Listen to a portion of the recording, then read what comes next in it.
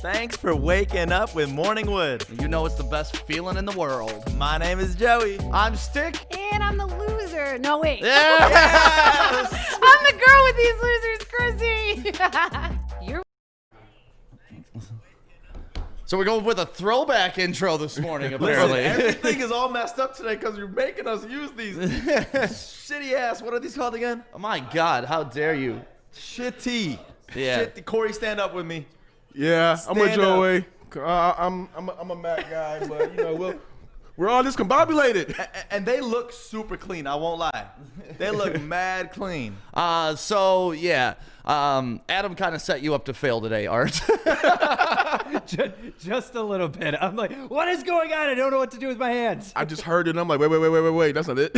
Yeah, that is not the new intro. But regardless, welcome to the Morning Wood Show. My name is Stick to my right. Corey, what up, dude? My name is Joey. And I'm producer Cam. We got Art today, and it's nice to have you, Art. You've been kind of ever present on all the other shows recently, and we have you on Baligian and Bell producing them, and then you've become best buddies with Darren McCarty when he's been around here. Yeah, dreams come true, so I'm happy to be here. Well, this is your dream coming true, right? This morning.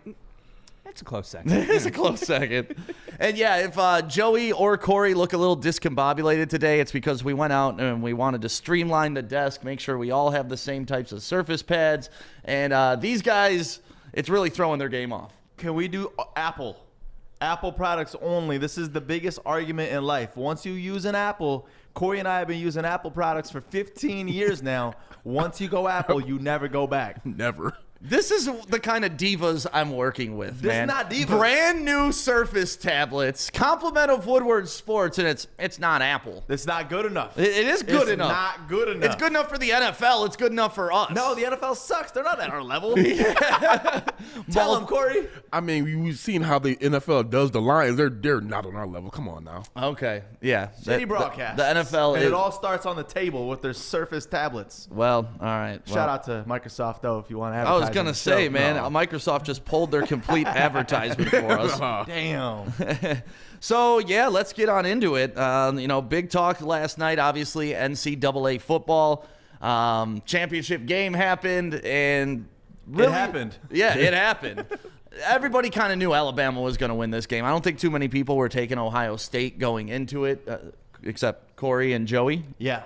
Except the two to my left and my right. I'll fall on my sword. I mean, sometimes somebody else has to win the Alabama Invitational. I mean, Jesus Christ. But nonetheless, they came in there and they kicked their teeth down, and now Nick Saban has his 7th national title, 6th with Alabama. That is just insane. Yeah, passing Bear Bryant. He's got the most all-time now. And obviously, you got to start talking about this. Does that put Nick Saban as the best coach of all time? I mean, I believe so. Okay. That's just my personal opinion. He's done it at 2 different universities, and he's just a model of consistency. Yeah. So Nick Saban obviously gets the win last night, and the betting people, whoever bet last night, I think I was the only one on this panel to take the over, because the over was 75.5 points. Crazy. You know how many points were scored? 76. 76 points. So if you that's took the crazy. over, you were celebrating last night. Like, do you get a raise if you're out in Vegas creating these spreads and the over-unders? I mean, I don't think so. You keep your job, though. That's for dude, sure. it was right on the spot. Vegas is not there to lose money, man. That's why they constantly improve, and Vegas is the best place on the planet. Yeah, I thought about betting last night, but I was too scared. I ain't gonna front. I was chicken. The big storyline for at least Ohio State early was Sermon got hurt.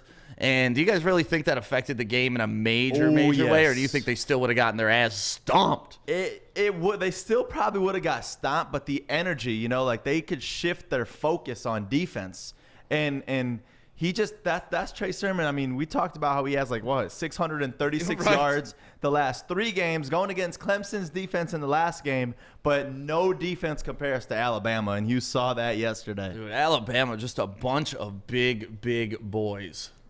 I mean, that's what they've always been.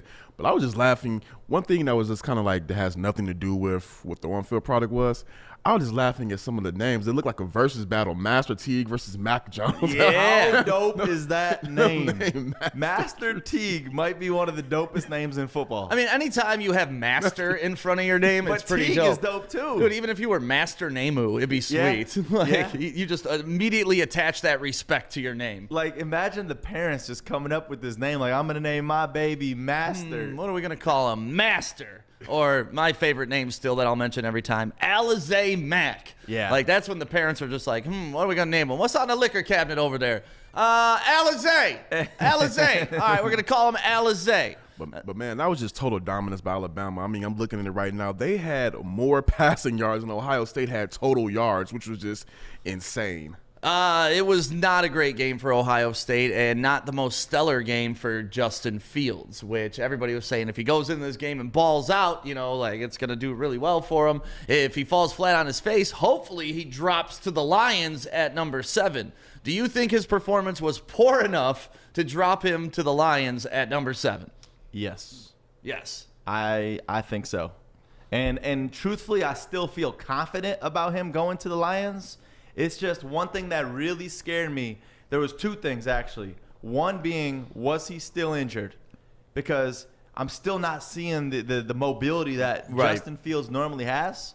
So I was fearful about that, but he played the game. Once you hop on that field, that's it. You give it your all. I don't care if you're 50% or 100%. Yeah, to your You point, he to. got caught from behind on a couple scrambles Yes. by like linemen and But linebackers. But Alabama linemen. Yeah, no, it's different. Those different. Those boys run fast. But what do you think about Fields? You think that dropped him enough in the draft to come down to us at 7?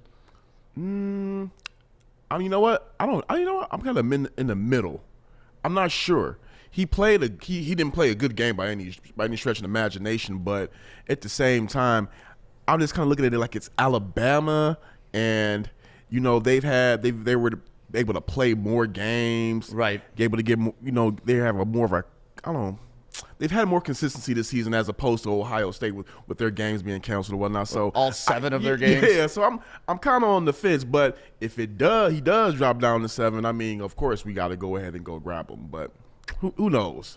I don't know. I think last night was like that perfect game where it's the in-between. Like, he didn't play shitty enough to drop him down completely in the draft, but he obviously was not the most elite quarterback even out there last night. So, does that do a little bit more for Mac Jones in this sentiment? I mean, Mac Jones had a crazy game, 464 yards and 5 TDs. But is he more a product of the offense that they run? I think he's more of a product of the offense that they run. I mean, I think that's been the way with the Alabama quarterbacks for the past, decade plus. And just from the start of that game, the energy that they had with Alabama going on that, with Ohio State on that 3-and-out to start the game, just the energy was all in Alabama's favor. Man, they played big. And back to talking about Justin Fields, one thing that really scared me was just his confidence on the field. I felt like when he was out there, he was a little bit scared. I felt like a little bit under the pressure when it came to the big game. Yeah. But, I mean, he played in the big game against Clemson last week and shined. So it goes both ways in my head. It's just it really is going to, like the offseason, the combine, how he performs is really going to play a big role. Factor in where he lands in the draft. Yeah, big time. I mean, I'd still take him at 7. Like, that performance did not shy me away from Justin Fields at 7. I think over the course of his career, he's shown that he's a solid quarterback. But at the same time, it's like, you want him to do better than that. I mean, what do you have, like 170 yards and a touchdown? That's not very good. 50% completion. Yeah. I would say this, though. I would feel better about the Lions taking him at 7 than another team, if I was in another team's position and taking him at a higher pick, if we were going to go judge off of last night's performance. But one thing that did kind of worry me was, as a Lions fan, was the performance of Smith in the first half, because they're all talking about the Lions may grab him at 7, and we were like, I'm not sure. Then you see that first half, and it's like, okay, maybe. Yeah, I mean, I can't believe we've made it this far without talking about Devontae Smith. But let's talk about Devontae Smith. Wait, who's that? He only played in the first half. And he broke records. And that's it, and fingers. He seriously, in the first half, broke records. And you don't even know. Like, you look at his stats, you say, oh, wow, he had a hell of a game. Hell of a game out of that kid. 4 quarters, he balled out. Right. Nope. Nope. 2 quarters. 2 quarters. 215 yards, 3 touchdowns on 12 receptions in the first half, like Pat Mahomes is tweeting about. Twitter was lit up yesterday. Everybody calling this guy the cheat code, calling him. What about Devontae Adams? I love this. The Slim Reaper is what they called him. I love that nickname. That used to be Kevin Durant's nickname, but he didn't like it. Yeah. He chose I remember they used to call him the Slim Reaper. Then he said he wanted to be called the Servant. I don't know what happened with all that. Servant? That's what he said. Whatever, because he said he serves people. Okay. Whatever. But yeah, that just comes off the tongue yeah, weird. it just come off. I feel like he needs to be in a butler outfit or something like that. Like, but the thing is, 12 receptions, but he had off of 15 targets. So it was basically like whatever came his way, he was catching. Yeah. Joey, what did Devontae Adams say about him? So Devontae Adams said, from now on, if you spell my name, make sure it's Devontae the way that Devontae Smith spells his name. Yeah, he says if you misspell my name, make sure it's spelled like with an A. Because why not? If I'm going to be mistaken for anybody, it's definitely Devontae Smith. Yes. So that being said, I saw someone else tweeting out, listen, the Lions may not have Marvin Jones next year. The Lions may not re-sign Kenny Golladay. If they don't re-sign either of those guys, you have to draft Smith at 7, right? You have to. Like if that's the case, but only with this caveat, if you're keeping Stafford in the long-term plans. Yes. If you're keeping Stafford in the long-term plans, then go ahead and draft Devontae Smith at 7. But if you're not, then you got to honestly take a hard look at Fields. So you're saying if you have Justin Fields on the board and Devontae Smith? Okay. Because I have them both on the clock. If they're both on the clock, then I would probably take Fields then. Okay. Because you still need that quarterback for the future. He didn't have a great showing last night, but again, not enough to not draft him at 7. So if we draft Devontae Smith at 7, right, and we don't re-sign the other 2 wide receivers, here's what our skill positions are going to be looking like moving forward. You got Hawkinson at tight end, DeAndre Swift as your running back. You're going to have Devontae Smith as a wide receiver and Quintez Cephas as your number 2 wide receiver. Those are some pretty nice young pieces that you could go into any season with and feel pretty comfortable with that your offense is going to perform okay. We still need one more. Who? I'm just saying we need one more receiver with that core. One more receiver with that? Yes, You don't trust and I feel Cephas like just yet? If we get rid of both of those receivers, Golladay and Jones, we're going to have to make an offseason move. And if they do that, I would like them to bring in a veteran wideout, to be honest. Yeah. Antonio Brown? Devontae Adams? Devontae Adams? Devontae? I mean, if we're just picking great guys, shit, I'll take them. I mean, if Antonio Brown would come here, I mean, why not? I mean, he's shown that he can be on his best behavior. I believe he's been humbled, right? And or if he's not humbled, that could be a product of how he's with Tom Brady, because they have a good rapport and Tom is able to kind of keep him in check. But I think if he was available, why not bring in AB? Right. And we got to say what's up to a couple people chatting in the Facebook right now, and everybody that's watching on YouTube and Twitter. Thank you guys so much this morning. Derek, Charlie, Rupali, Allison, Rob, Whitney, Jeremy, and of course Jenna, and another Jeremy's in there. So thank you guys for participating. We're reading your opinions too on this. So if you guys have opinions, like Trav wants us to franchise tag Golladay so we don't got to worry about this. What is the franchise tag in the NFL this year for a wide receiver? It's got to be around $20 million. Yeah, Is he worth it? I don't know. If he's 100%, I'm saying yes. I would franchise tag him. I would do it for 1 year, not 2. It's $17.85 million if you franchise tag him. $17.85 million. But he wants 20. He wants 19, so you're still kind of getting him at a discounted rate. The only problem is, does his injury concern get involved, and does he play into that? Like, does he do the Kawhi? That's what I would franchise tag him instead of giving him the contract off of that injury, because I'm unsure. I have reservations about that. We didn't see a lick of him basically this year. Right. And when you look at other wide receivers in the league, that's like OBJ, Tyreek Hill. That's the money that they're getting. Right. So do you put him at that pedestal with the future of the Lions? I don't know. That's the decision we got to make. After that showing by Devontae Smith last night, he shows he's a transcendent wide receiver. He could probably play at any level. Dude. I mean, if you're doing that in the national championship game in the first half. Against one of the best defenses in the league, too. Yeah. So the craziest, though, was when the few plays, they did this a couple times, where Mac Jones would have Devontae Smith in motion. And the dude's so fast that he would do it's like a fake in motion. Yeah, it was on the highlights behind us. Just run to where he outraces the defender. Yeah. Like, you never see that in football. It's that Sarkisian offense, which is moving to Texas, too. The offensive coordinator for Alabama is going to Texas. So, Saban leads that drive. Yeah. Like, it's not going to take away too much. But you love to see that, man. Like, that's Eric Bieniemy type play calling where you put your fastest player in motion, hope the linebacker can stay with him or the DB can stay with him, put him in traffic, and then bust this guy out here and give him a little dump-off pass, and he's good to go. But it's like when you're playing, Ohio State, you look at the team, you look at both teams. I mean, Alabama's going to probably have 7 in the first round go in this draft. Right. You look at both teams, how many people, I don't know the number, but how many people are going to actually go to in the NFL draft this year and get drafted is going to be a high number. So he's not going against some lousy defense. No. It's not like you're in the NFL going against the linebacker and there's a mismatch. You're going against all studs on that football field. Yeah, that's going to be fun to see where he lands. And it's funny you bring up that point, Joey, because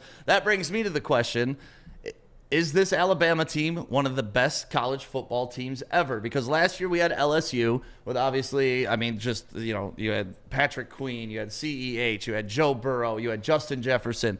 All those people get drafted. That draft class is amazing, and they become, one of the most folklorish teams of all time. This year, with Alabama, we're probably going to see, like Joey said, 7, 8, 9 players drafted off of this team. Do you think this Alabama team is one of the best college football teams of all time? You know what's crazy? I feel like that's always an argument every year with Alabama. Is this rendition the best one ever? But they're undefeated this year. It's a little bit different. Out of their they're 7 national championships, 2 have only been undefeated. Okay. So the other ones had 1 loss. Right, exactly. 1 loss. That's fair, but still, they had 1 loss. These guys were undefeated. They ran the table through the entire SEC, an SEC-only schedule. They didn't get any cakewalks this year. That's impressive. Yeah. I mean, you got to put them up there. They've done the work, undefeated. As you said, ran through the whole SEC. I mean, they got to be up there as one of the best ones. That would be crazy if they have that many drafted in the first. It's going to happen. That's just they will. That's insane. I mean, look at Waddle didn't even play last night. He's got a busted ankle, and he's looking at being the second wide. He played a little bit. He caught one. So I'm glad you brought that up. Yeah. That was the worst coaching decision I have ever seen. The dude broke his ankle on October 24th. Broke his ankle. It's a national championship game. You think the coach could hold him back? It does not matter. And you saw players across the league in the NFL getting pissed and sharing their opinions on this. Really? Like, you can't, as a coach, you got to protect him, especially when you look at Jalen Waddle. No offense, but Alabama did not need him. If they needed him, maybe make some decision, but I still don't agree with it. Maybe the agreement was to get him 1 play, though, in the national championship game. He was out there a lot of plays. Yeah. You know what? I see both sides of it as an athlete. Well, not as an athlete, but I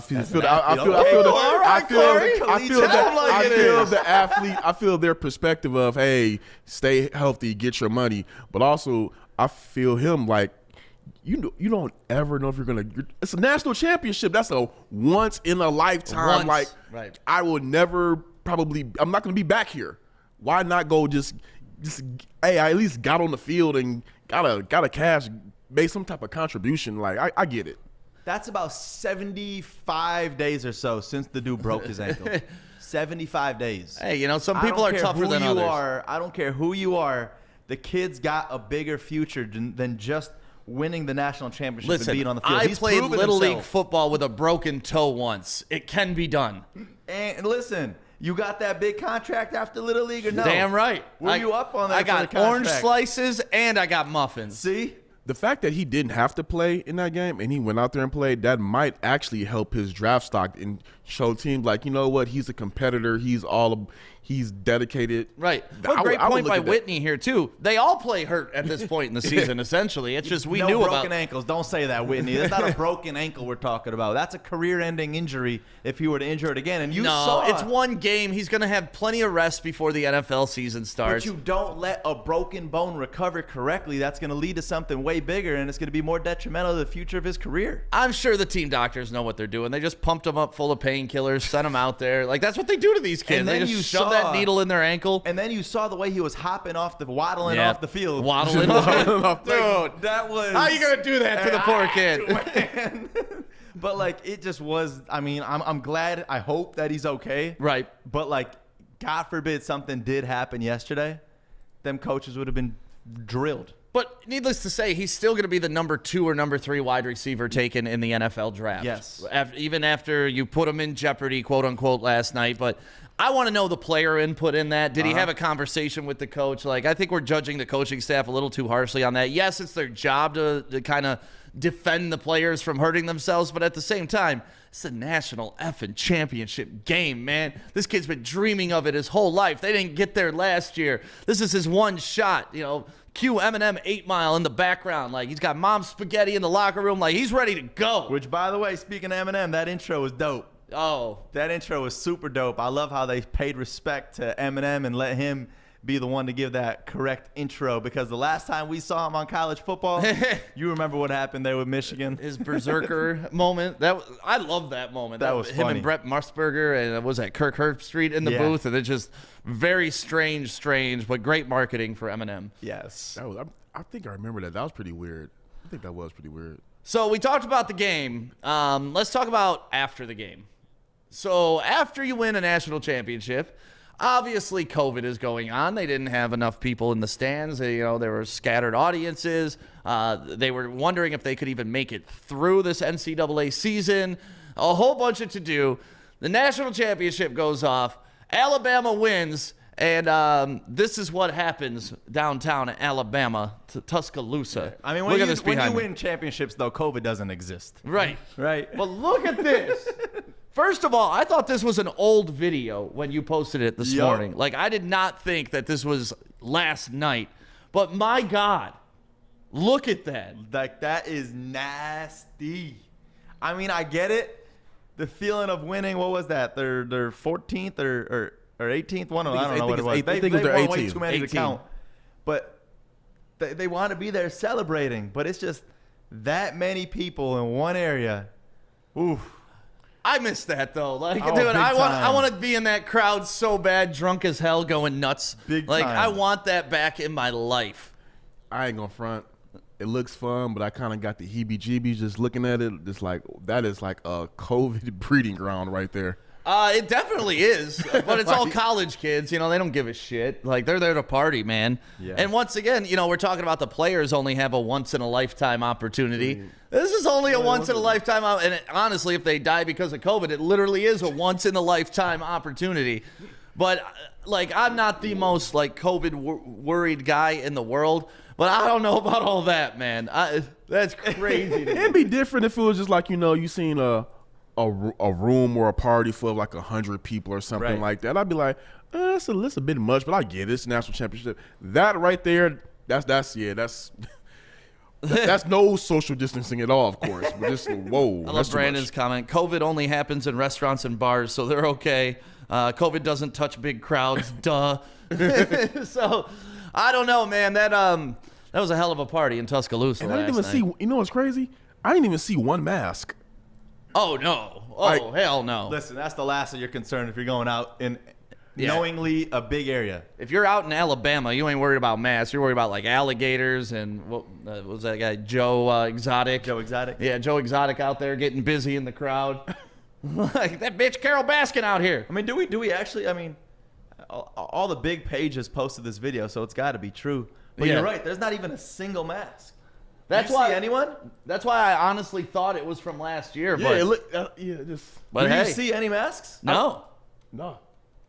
Yeah, I mean, all the big news pages posted about it. But can we at least acknowledge that? Damn, if the Lions ever win the Oh, Super Bowl, I think I saw a neck one. I saw I saw Ahmed. a gator. Ahmed. That guy's Gator. safe. That guy's safe. That's that one dude that pulled his T-shirt above. But if the Lions ever win the Super Bowl, I anticipate downtown looking just like this. Oh, yeah. A little different, but just like Oh, yeah. this. Even in the Worse. midst of COVID. Not downtown. I think like pretty much all of Michigan. It would be like a statewide parade. Yeah. No, I've been to some championship parades on Woodward, and I think if the Lions ever win, it's literally going to go from M1 all the way down to Hart Plaza. Oh, yeah. Like, usually it starts around Hockeytown area, but no, the Lions parade will be crazy, crazy, crazy. Speaking of M1, we got to talk about them in a couple minutes, but I wanted to ask one more question while we're talking about the big game yesterday. Yep. Art, I sent you the video. The Jordan battle, do you think that he deserved that ejection on that hit for targeting? I hate the targeting calls, period. Like, you literally ruined these kids' lives. I know. And it's like this hit, though, initially when I watched it, I was bad like, hit. dude, this is so weak, man. How are you going to let the guy get ejected in the beginning of the game? But when you see these replays in slow motion, it is scary. Was he knocked out? It looked like he was knocked out unconscious for a second. You would think so. I mean, he doesn't watch this. He does was not concussed. get up. Oh, yeah. He's out right there. Yeah. Yeah, you see that all the time. So you see the hit that he took there. Could we go back to Corey's story about how Corey got a concussion? No. I'm just kidding. You always like to clown Corey's concussion. There's no laughing matter. But I don't. It's tough. You know, like I agree with the targeting rule on some cases. of course, that's a penalty. I don't agree with getting ejected at the first cause. Well, look at that kid from Clemson. 2 years in a row for the qualifying national championship game, he gets ejected over questionable calls. Yep. Like those, that was pretty clear. Crown of the helmet, intent to hurt, intent to murder. That's fine. Literally. But still, I don't think you should be thrown out of the game. That's a 15-yard penalty. We move on. It's a personal foul. It's unnecessary roughness. Maybe if you get two of them, That's what I was you just get about thrown to out get of the at. game. First one, warning. Second one, tossed. Yeah, yellow card, red card. We'll treat it like soccer. But to me, targeting is a dumbass rule because a lot of times I've seen targeting calls where the kid's trying to make the proper tackle. He's coming in, but he has a moving target. We've got Jordan on. Oh, you want to talk to Jordan? Yeah, Jordan's on, so let me throw him up there. Okay, so yeah, Oh, we were yeah. talking about M1 Raceway and how if the Lions ever won, pretty much the parade would be all the way down from M1 to Hart Plaza. And Joey set up this phone call today because there's some big news going on at M1 Raceway. This is some big news, and I'm super excited because obviously Detroit has been the home for the auto show forever. So it's like Detroit, we make the big announcement yesterday that the auto show is no longer going to be in Detroit, and I'm going to pass it over to Jordan Zlatoff, the CEO of... M1 Concourse. Good morning, guys. How are you? Good morning, man. How you doing? I'm doing well. Can you hear me okay? Yeah, we can hear you great. Perfect. Well, thanks for having me on this morning. And as you just alluded to, we're ready to host a giant automotive activation in September of 2021.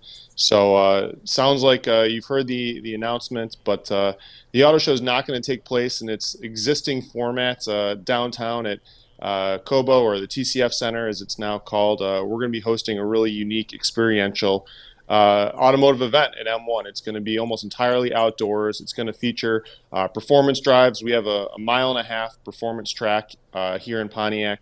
We're also going to be constructing various off-road activation sites that'll demonstrate the capabilities of a lot of off-road capabilities. So while I've loved the traditional auto show format, it's not going away permanently. This was a decision that was made for this year in 9 months just due to COVID concerns. And then also an opportunity to do something really unique that hasn't been tried before with auto shows, which is really putting it in a more experiential, unique way.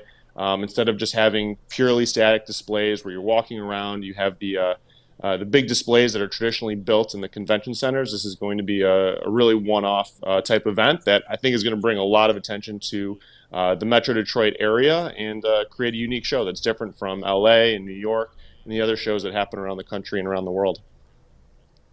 And that's one thing is like the auto show has always been indoor. Right. So this was going to be the year that it was going to finally be outdoor. There's going to be a whole bunch of outdoor events. But M1 Concourse is an outdoor venue. So could you walk us through what the whole layout is going to be? Because that's been something I've always been excited. Anytime I've gone to an M1 Concourse event, I love the outside vibe to it. Sure, absolutely. And of course, the full programming and the full layout is still in the works. So we're going to be releasing the details over the coming months. But just so you and your listeners know, we're an 87-acre facility. So we have a very large footprint. We have the capability of up to 1.6 million square feet of display space. So we'll be using our 1.5-mile track. We're also home to the world's largest private garage community. So we have 173 of these private luxury garages, which are all around our facility, and you can go onto our Facebook, Instagram, or website to pull up the photos of these, which will be surrounding the entire area, and obviously the display areas where we're going to have a lot of cars. But we have a 2.5-acre what we call arena or skid pad area, which we can use for drifting. We can use it for autocross. We can actually subdivide our track into two sections: a south loop and a north loop. We have about 8 acres in our southeast corner, which we can use for these off-road exhibits and demonstrations. So it's basically just going to be a big automotive playground for the 6 days of the event. And I'm sure there's ideas we haven't even thought of, but you or some of your viewers might be aware that once a year we actually shut down Woodward Avenue in conjunction with the Motor Trend Group. And Dodge is the primary sponsor to put on the event called Roadkill Nights, where we do 1/8 of a mile legal drag racing right on the street. We've done that every year for the past 4 years, the last year not included because of COVID concerns. But we're not a stranger to doing wild and crazy automotive events and activations and experiences. So we feel very confident we're going to be putting on something special for this event in September. Now, is this in relation to the North American International Auto Show, or is it just a completely different new concept that you guys are doing in Pontiac and bringing more of like the experience to the person come through?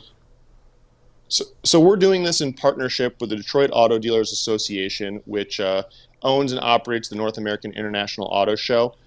We've rebranded the show for this year, Motor Bella. So the North American International Auto Show could revert back in future years. I think this is definitely we're trying it out. We're going to see how this goes. We believe there's a great future for these kind of events. There's possibilities of doing simultaneous events where we do have a more traditional auto show downtown and still have these outdoor activations that are much more experiential, much more performance oriented, that feature different forms of displays and outdoor exhibits.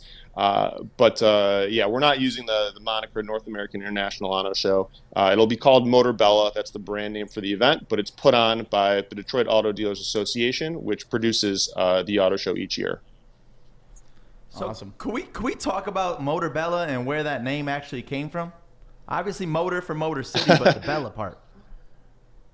Yeah, I don't know the full the history and the etymology of the name, but I'm sure Rod Alberts and DADA, Detroit Auto Dealers Association, will be giving us some insight behind that. The original concept was actually going to be an outdoor display downtown. So Motor Bella was going to be a part of the original auto show as it was intended for this year. But instead of just having it be a small piece of the greater auto show, we've really decided to make that the full event this year. And the concept was to include a lot of the foreign brands. So whether it was the Japanese or German or Korean automakers, but this event at M1 Concourse is to include every nationality of automakers that produces a car. So we're excited to incorporate all of them at our venue. Man, this just seems like a lot more fun than the generic auto show. Like you leave the auto show, you got bags of posters, Free magazines, and that's all you had to remember. This, it seems like you're gonna have an experience to remember. Like you'll maybe be able to watch a drag race. You can sit in a car. You can drive a car on one of their new things that they're building there. Are you guys gonna do like any off-roading and ORV stuff too? Absolutely. The plan right now is to include a lot of off-road elements. As you know, SUVs are a huge part of the automotive market, and frankly, it's very hard to to show the capabilities of those vehicles in enclosed spaces. There's one manufacturer in their dealership lots. They have a tiny off-road course, even within the TCF Center. I believe it was 2 years ago or 2.5 years ago, the last time we had the show down there. There's a small off-road course, but you really can't get above 10 or 15 miles an hour. You really can't build big berms or ramps. When you have almost a 100-acre facility, it's outdoors, we've got the potential to build some serious terrain and really have some fun and go places with all the SUVs that are out there that are really trail oriented, and the amount of performance and capabilities that these cars have right now is really incredible. So I can't wait to do some demonstrations with them. Two things I'm going to need out of you, though, Jordan, is you can't get rid of the free magazines, because I love walking around collecting pointless magazines that I later on throw away because my mom makes me. And then the arcades. Those are my two musts, okay? Absolutely. I will do our best to make sure we've got those there for you. Now, and there's something cool we can do. Maybe me and you can drag race, Joey, because I think I can beat you out the line for sure. I mean, that's not a... Hey, Jordan, by the way, I just want to check up. How's my Lambo doing in the garage 3 over there? Is it in good condition? They're all in great condition. Hey, Jordan, I had a question. One of my favorite events to go to for the auto show for the past couple of years has been the charity ball. Is there going to be anything like that going on this year with the Motorbella? Absolutely. So they're going to continue the charity component just like they have in the past. We know it's a major contributor to the local charities. So it's going to be very similar in the sort of segment and sequence of events that are traditionally held downtown, in terms of having charity events, press preview, public days. We're on a little bit of a condensed schedule. There's only actually 6 days total. And I have to check. I believe it's 3 or 4 days for the public. But this will, I think, really create some urgency to get down in those 4 days. And it also, I think, gives us the ability to really focus our energy on 4 specific days to make them really special, really unique, give the public a one-of-a-kind show. But yes, we're going to have the charity components as well. Great. That's awesome. Well, I'm excited for it. I mean, anytime there's a new event, especially an outdoor car event at a racetrack in the Motor City, I don't think you can draw it out any better than that. Like, it's perfect. It's like the Woodward Dream Cruise vibe. Right. Because we all love the auto show, but now we get to kind of have the feels of the Woodward Dream Cruise with it being outside, tied in with the auto show with some of the craziest cars you'll ever see. I also like this fact that even with COVID going on, somebody stepped up to the plate and decided to think outside of the box and just show some initiative. So that's pretty awesome. Right. And we got a question people are asking in our chat right now. What's it going to be to attend this? How much is the cost going to be per ticket? Do you guys have that figured out just yet? Yeah, we don't have the full ticket details and pricing. It will be on the website, which should be or we'll post it up maybe in your show notes, but I believe it's motorbella.com. That's up and live right now, but that'll be released soon. There's an email list that the viewers can sign up for to get those updates, but the different show times, different demonstrations that'll be happening during the course of each of those days, and obviously the ticket pricing should be available shortly. Okay, awesome. Ooh, this website is nice, too. I'm going to put that right now in our comments. Once again, we got to thank Jordan. Am I saying it wrong? Jordan Zlatov? You got it perfectly. Hey, good job, Joey. I didn't want to get fired. So Jordan Zlatov, I'm about to drop that name everywhere I go now. Jordan Zlatov, the CEO of M1 Concourse, the new home of the Detroit Auto Show this year. Yeah, thank you, Jordan, for your time. Hey, thank you guys. I can't wait to see you out there in September. Yeah, I'll probably come later to check up on the Lambo too, all right? I appreciate it, Jordan. Oh, that's awesome, man. I'm excited. This is going to be really fun because, I mean, like I was saying with Jordan, I love the Woodward Dream Cruise vibe, especially when you're just out and about. And then when I first saw it, I was like, Woodward, Detroit Auto Show moving to Pontiac, and I was like, huh? Yeah, I didn't know. I thought they were just going to put it in a big building or a warehouse. I'm like, how the hell is this going to work? But but then you think it's pretty badass. M1 Concourse, there's a lot that they could do with it. And I'm just happy more stuff's happening in Pontiac. Like, I don't know if you guys remember Arts Beats and Eats in Pontiac back in the day. I definitely do. But it was amazing in Pontiac. They moved it to Royal Oak. Royal Oak's fine, but it's still just a completely different vibe in Royal Oak. Like, Pontiac was crazy fun. I saw Rihanna perform before Rihanna was Rihanna. Wow. That's wild. At the Phoenix Center back when that thing was functioning. But that was at Arts Beats and Eats. So Pontiac, I mean, they hosted the World Cup back in the year, like back in the day. Like, Pontiac has the resources. It has the space, definitely now, to do this. And so I'm excited. A new event coming to Detroit. Hey, at least we got some plans at the end of this summer. Heck yeah. I'm excited. All right. Art, let's take a 30-second break, and we'll be right back to talk about Bill Belichick and the drama going on with the White House. Oh, Lord. Welcome to Grow Green, the green standard for garden supplies here in Michigan over the past 10 years. We offer the best gardening and lawn care products and have an extremely knowledgeable staff to help you create your dream garden or make your yard the envy of the neighborhood. Shop the store located in Whitmore Lake or online at growgreenmi.com. Delivery and curbside pickup available. Grow Green, making Michigan greener one grower at a time. All right. So Bill Belichick is a Patriot, right? Yeah, apparently. To the core now. Coach.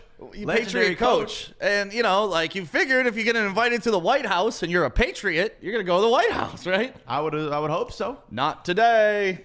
What ended up happening with this? Corey, do you want to go over the story real quick? So basically, President Donald Trump is on his way out, and he decided to award his good friend Bill Belichick the Presidential Medal of Freedom, the highest civilian honor. And Bill Belichick decided to turn it down. Here's the statement from Bill Belichick. Recently, I was offered the opportunity to receive the Presidential Medal of Freedom, which I was flattered by out of respect for what the honor represents in the administration for prior recipients. Subsequently, the tragic events of last week occurred, and the decision has been made not to move forward with the award. Above all, I'm an American citizen with great reverence for our nation's values, freedoms, and democracy. I know I also represent my family and the New England Patriots team. One of the most rewarding things in my professional career took place in 2020 when, through the great leadership within our team, conversations about social justice, equality, and human rights moved to the forefront and became actions. Continuing those efforts while remaining true to the people, team, and country I love outweigh the benefits of any individual award. That's a nice way to say fuck you. First off, shout out to his PR team for drafting that up. Right. Because Bill Belichick penning that in the locker room. No. Especially to somehow make 2020 look good for the Patriots. No, this season sucked for y'all. Right. So Bill Belichick, he ain't going. And what do you think about that? I know I saw on your Facebook page you had an opinion about it, and I got an opinion about it. So let's talk about our opinions about it. Let's do it. you know what? I've been going back and forth between this because it's the highest civilian honor. Right. Like, I'm thinking like, shoot, wow, yeah, you know, I don't gotta rock with you to take that. Right. I mean, that's, hey, I'm gonna take that and keep it myself. But, you know, I think what it does is when you have a locker room that is 75% probably African American, that's how the league is, and you have those players who feel strongly about the president, which they do. Ooh, this is interesting. Okay. You gotta.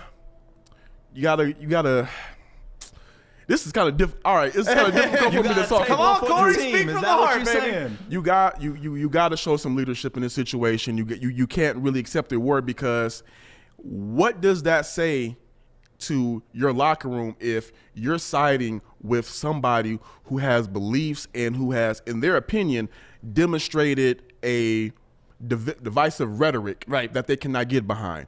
What does that say to your locker room, that I'm going to accept this award from this guy who has called some of you SOBs for taking knees and in the name of the same things that he just talked about, social justice and equality? If the president does not demonstrate that he is for those things by going after NFL players, standing up for those things, how can you in good faith accept that award? Okay, and I understand the depth of this and that there's many levels to this shit, right? Like, it's not just I don't want to go here and get the award, like you said, the locker room's involved in it. But part of being a leader is not letting the people around you chirping control of what your actions are and what you're doing. So if that's his reason for not going, because he was trying to not rock the boat, I kind of lose some respect for that. If it was because he didn't want to go and he's making a stand on his own, that's what I'll applaud. But to me, like you said, this is a prestigious award, man. And I understand the presidency has lost the luster that it used to have pretty much for the entire 200 and some odd years that this country's been around. But usually when you get invited to the White House for something like that, whether you like the guy or not, man, it's 5 minutes of your time. You go, you collect your award, and then you have that on your mantle forever. You don't got to post a picture with you and Trump with that fucking thing. Right. It sits there. You know, it's just like if you get a gold star or Purple Heart or any of that. Art, what you got to say? Does he actually get the award regardless if he shows up or not? Or is it like, hey, you got to show up to collect your prize? Like the old Sin Awards? It sounded like it was declined from the sound of that. Yeah, No. It did sound like he was rejecting the award. Like, Rejecting the award altogether. yeah. And I mean, the thing to it is like, there's a lot of times where you don't agree with leadership, you know? So it's like, you can't fully be against it because at the end of the day, we still live in America. Right. And it's still the greatest country in the world. Goddamn right. So I'm like you. I view it on both sides of it. You know, I understand what you're saying, Corey. And truth be told, as sad as this is, the truth of the matter is, if he were to accept it, it would have blown up. Right. I'm sure media would have gone crazy. They would have ate that up. Bill Belichick would have ruined his name entirely, and that's just what I don't agree with. And that's my part. Like, if you're only doing this to prevent people from being mad at you, that's not really a great, ingenuous way to do it. And that's where I'm in the middle of it because I'm trying to figure out. I don't know him. So we're, Right. none of us We're know. all So we're hypothesizing all, sitting here. But if it were me in that position, I'm not gonna lie. I would turn it down. You would turn it down? I would definitely turn it down because Really? in my position, if I don't respect you and I don't respect what you're about, then how can I personally, in good faith, accept that honor? Because you don't respect what I stand for, so you don't respect me as a person. So how can I accept that award from you and you don't? And I don't feel that you Right. respect me. But do you respect the position of president? I respect the position of the president. I don't respect the person in holding the Right. position. So let's fast forward 10 days. Biden does this. You going? I'm on the fence still because I'm not really. I'm not. At least I'm gonna you're be honest. consistent, my I'm dude. not really. I'm not really a fan of Biden. All right. So I mean, it's. Listen, I respect you a shit ton for saying that. Yeah. I So- really do. so because This is what I'm talking about. This wasn't Exactly. peer pressure because you were afraid we're going to, like, this is Exactly. your real feelings. But my thing is this. So for Bill Belichick, I'm gonna flat out say I think he's only doing it because of what you said. So my thing is with what Stick just asked. If in 10 days Biden is in there, would Bill Belichick accept that? And I guarantee you 1,000% it's a yes. Yeah, that's the what question. frustrates me about this Because it's fraudulent. It's fraudulent. Right. And at the end of the day, this is one of the highest honors that a civilian can ever get. Right. That's an honor. This isn't only because of Trump that you're getting it. This is probably a collective vote for you getting this honor. I don't know really what it all entails. No, I don't know what it entails either. I just think, like over the course of the Trump presidency, to me, this is old hat by now. Like, people don't show up to the White House. Like, World Series winners don't show up to the White House. NBA championships don't show up to the White House. So, like, it's just another one in a long list of athletes that aren't showing up. But can I ask what he did to deserve this honor? And I don't mean that disrespectfully, but it just seems like Trump is handing them out like cupcakes, like everyone can get one. Like, he's not the first, famous person who's received He's a this patriot, award. damn I it. understand that, and he plays football, and that's great. Right. But like, if it's the highest honor that a civilian can get, did Bill Belichick personally go into the fire and save children? I mean, what did he do to deserve this high prestige award? Won 6 Super Bowls. Yeah. So it's because of sports, though. Yeah. It was nothing like outside. And not Yeah, saying he didn't that, like save a child Okay, or he didn't I like was just cure curious. cancer. No, it's to do, and I don't know why. I think at the end of every presidency, the president usually just goes fucking nuts, partying didn't people. Obama give Ellen? And this is what they do. It's like, all right, on my way out, I'm gonna hook up all the boys. Joey, you're getting a Congressional Medal of Honor. Corey, we're gonna hook you up. What you want, man? are we on some Oprah stuff? You get one, and you get one, and you get one. That's exactly what happens when the president's on his way out. Like, who wants a pardon? You? All right, Kwame, fuck yourself. You're staying in jail. But everybody else, you're getting a pardon. Like, at least I believe Bill Russell got one. I at least understood Bill Russell getting one just off of the stuff stuff that he's done with social justice and things he's done over years. But some of these people, I'm just like, why? It's because that's just the way it is. Like, you know, the president on his way out, he pardons a bunch of people and calls it a day. Like, it's just, it's the weirdest American tradition ever. I think, like I said, just back to Bill, I think if Bill Belichick accepts that award, if last week's events at the Capitol didn't happen, and I believe he does. You think so? Okay. I believe so, because right now, even though I'm not a fan of him, right now, because President Trump is on his way out, nobody wants to be on the wrong side of history. They don't want to be shown as I'm still with this guy when in the media it's not the popular thing to be with him. So Right. that's what I'm saying. I believe that is why he's not accepting the award. It's not because he didn't want it. It's because of peer pressure. Perception and peer pressure, which I think the perception and peer pressure was just as bad before all the DC even went down. oh yeah, no, So like I said, I think this would have happened. Yeah. Either way, if this was today or if this was yesterday or if this was a month ago.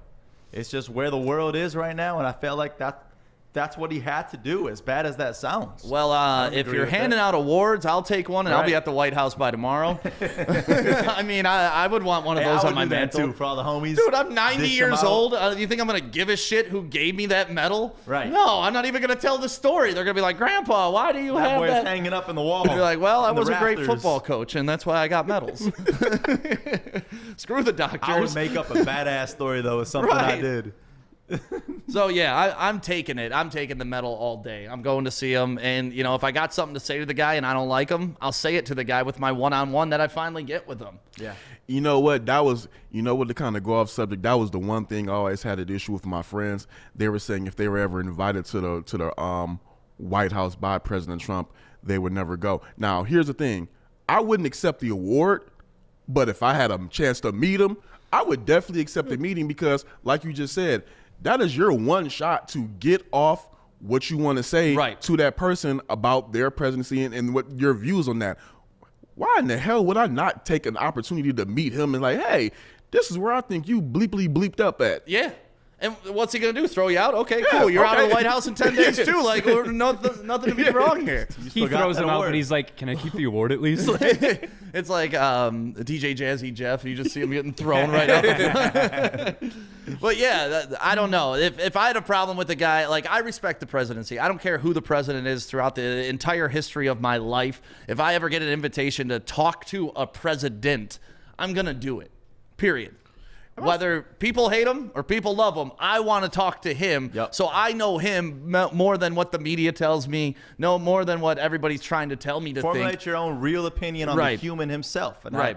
and I respect that too because, you know, at least getting that opportunity to meet him and not just deny it and then make it a whole social media thing. Right. You actually accept the award because of what the award is, and then you hash out your real feelings and publicize all of that. Yeah, well, needless to say, he's not going. He ain't getting the award. Right. And like I said, if you guys want to hand that award out to somebody, I mean, your boy's right here. I coached. I never coached Go ahead, football. talk about your little league. Yeah, I Little coached an league, go 8th ahead. grade basketball team once. Does that make me special? No, talk about your stats on the little league field. Oh, shit. When I was I once 12, broke away for a 17-yard touchdown. 35 yards was my first touchdown, Oh Joey. no, Thank you very much. not the poke high moments. Yeah.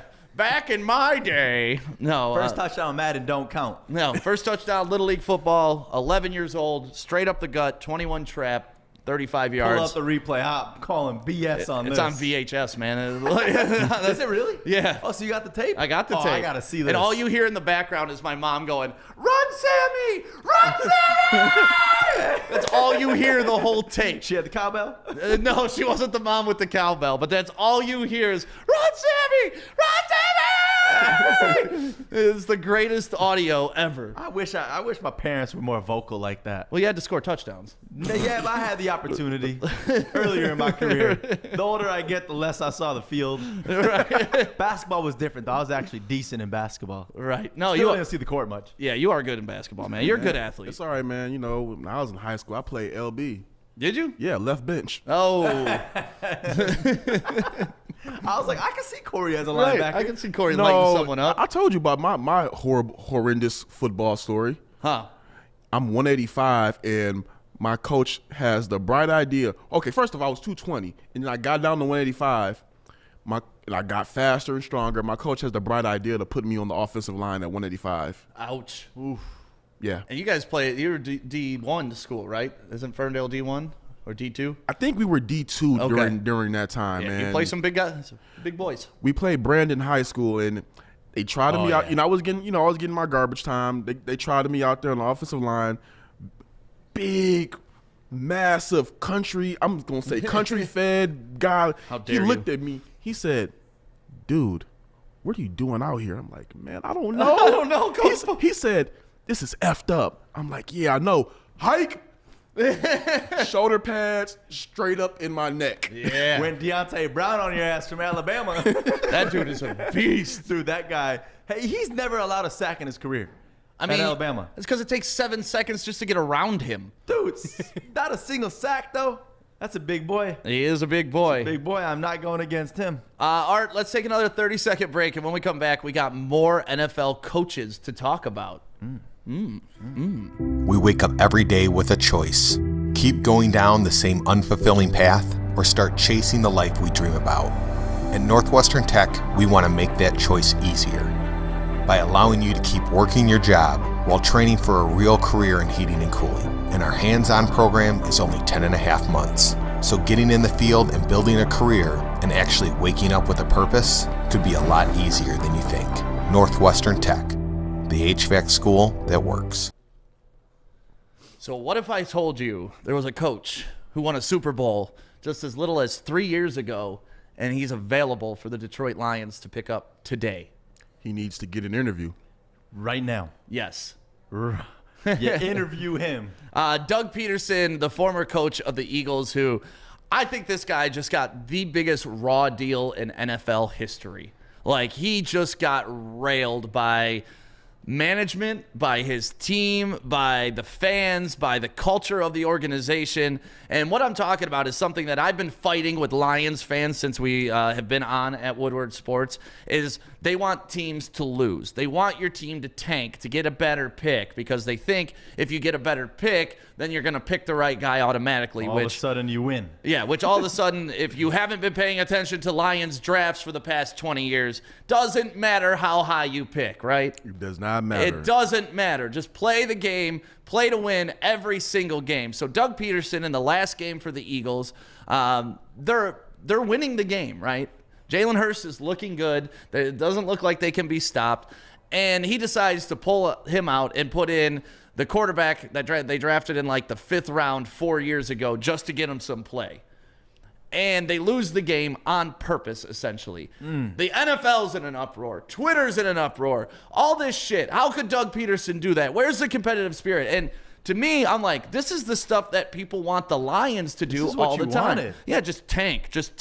And when You the guy suck, tank. Let's get a better draft pick. and when this guy clearly does it to go 4-11-1 and get the better draft pick, now he gets fired because he tanked, which is what everybody wants coaches to do. So to me, Doug Peterson got the rawest of raw deals because that tank job wasn't his decision. That had to come down through management. Like, I'm sure he wasn't just like, hey, I'm going to pull our starter halfway through just so we lose, and management wasn't aware of that. So they just they set him up, man. They set him up. I think he got a raw deal. First off, yes, you have to address one thing. Since they won the Super Bowl, they've taken a slip.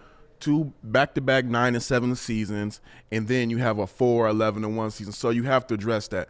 But at the same time, I still believe that it was too quick. He maybe should have gotten maybe at least another year. You don't fire somebody 3 years removed from bringing you that elusive Super Bowl just that fast. Right. Especially when you know that you're setting him up for failure. And, I mean, Carson, I believe that what they're saying is now that he's gone, it's a higher chance that Carson Wentz stays, which I still disagree with because I believe we've seen enough from Jalen Hurts that he should be at least considered the guy moving forward. I don't understand if that's the reason why they got rid of him. But, hey, if you're the Lions, I don't say you bring him in and immediately hire him, but you have to do your due diligence to give him a call. You have to. Especially when you see what he's done with the organization. Because when he first started in 2016, the team was 7-9. So the team went 7-9 again. Then, like Corey said, the Super Bowl, 13 wins, then 9 wins. So 1 4-win season, especially with the way that you're saying with the tanking and all that. It's like, I don't know if that's fair treatment. Well, it's funny because yesterday we were talking about the decision, would you rather have your starting quarterback or your head coach going into a playoff game? And Peterson is one of the examples that shows you can lose your starting quarterback as long as you have your head coach, because Nick Foles was able to come in and lead that team to a Super Bowl. So, like, off that alone, that should have bought him equity. Yeah, it only bought him 3 years. It's just crazy. Short-lived equity. Right. First, all of a sudden he starts losing a losing season, and then bam. I believe they're going to regret that decision for years to come. Okay. Again, I don't know if the Lions should necessarily like move him to a top of a coaching list or whatnot. You got to see how all the interviews pan out. But for the Eagles, I have no idea what the hell they're doing. Well, one of the things that they said they're going to look at next is Eric Bieniemy, which to me is probably one of the most ironic turns of events ever in coaching history. So you fire Andy Reid. You bring in Doug Peterson, who's an Andy Reid disciple, right? Then you fire Doug Peterson, and now you're going to bring on Eric Bieniemy, who's an Andy Reid disciple. Like, what are they doing? Keep Andy Reid. Don't forget the legendary I was just Chip about to Kelly. say that. They're basically just saying we never should have let go of Andy Reid. Right. Oh, yeah, you can't forget about Chip Kelly, too, that short flash-in-a-pan era. I mean, I think everybody tries to forget the Chip Kelly era of the Philadelphia Eagles. So, yeah, I mean, Doug Peterson, he's on the market right now. He's available, and I think the Lions have to give him a look. You have to give this guy a look. He won a Super Bowl 3 years ago. Not many people have that on their resume. Now, somebody did say this on the internet. I wish I had took a picture of the tweet, but they said in the instance that, Peterson does not get another head coaching offer and the Lions go ahead and hire their coach and Bevel's gone, would you consider bringing him in as OC? Oh, all day. All day. That'd be a good move. I mean, the fact that he ripped Philly from us, like we did that play against the Eagles, and then they won the Super Bowl with that play, shows me at least he can adapt, and if he sees something he likes, he's going to put it into his system, and that's the guy I want. You got balls to take a move from the Lions, too. Yeah, it worked. Philly was ours. People don't know that, but they stole that from the Detroit Lions. You can go back earlier in the season and see Matthew Stafford catching a touchdown, same exact way, same exact play against the Eagles, and they're like, "Oh, that burnt us." That. Yeah, we'll put that in the repetoire and use that in the Super Bowl. Here you go. So yeah, I wanted to touch on that, and then also yesterday the Lions interviewed Dodds. He's been with the Colts since 2017, and he was part of the brainchild behind the Legion of Boom in Seattle. And in our chat, that's what we're seeing. A lot of people want Saleh and Dodds. We were sitting in the meeting room right there, and obviously disconnected from the internet for a little bit. We were talking, and then Corey comes in, and it's all glass windows here. Shows the picture of a tweet that he just put out. Breaking news. Right. And we all thought, oh, is that Saleh? Wait, did he get hired somewhere else? Oh, Right. no. They look exactly alike. Yeah, in that picture you showed, those guys look very similar. Like, we're going to have two bald-headed rip dudes running the Lions if we go with Dodds and Saleh. Hey, I mean, The guys literally look like porn stars. Who's a better-looking porn star, though? Huh? Let me see. Kendra Lust. Yeah, we love her. That's the only one I know offhand. So yeah, no, those guys both look like the bald, ripped dudes that you run across in the gentleman's films. Why are you watching those films? Because I'm a grown-ass man. I ain't got nothing to say on this. What's up, Corey? Why is this making you uncomfortable, man? Corey's it's not laughing making me because he thought- comfortable, I'm he just thought the laughing same thing. I'm just laughing, that's all. I'm just laughing, that's all. So with the Lions interviewing him, they also interviewed Dan Campbell, an assistant for the Saints. Or he's a special teams and an assistant coach for the Saints.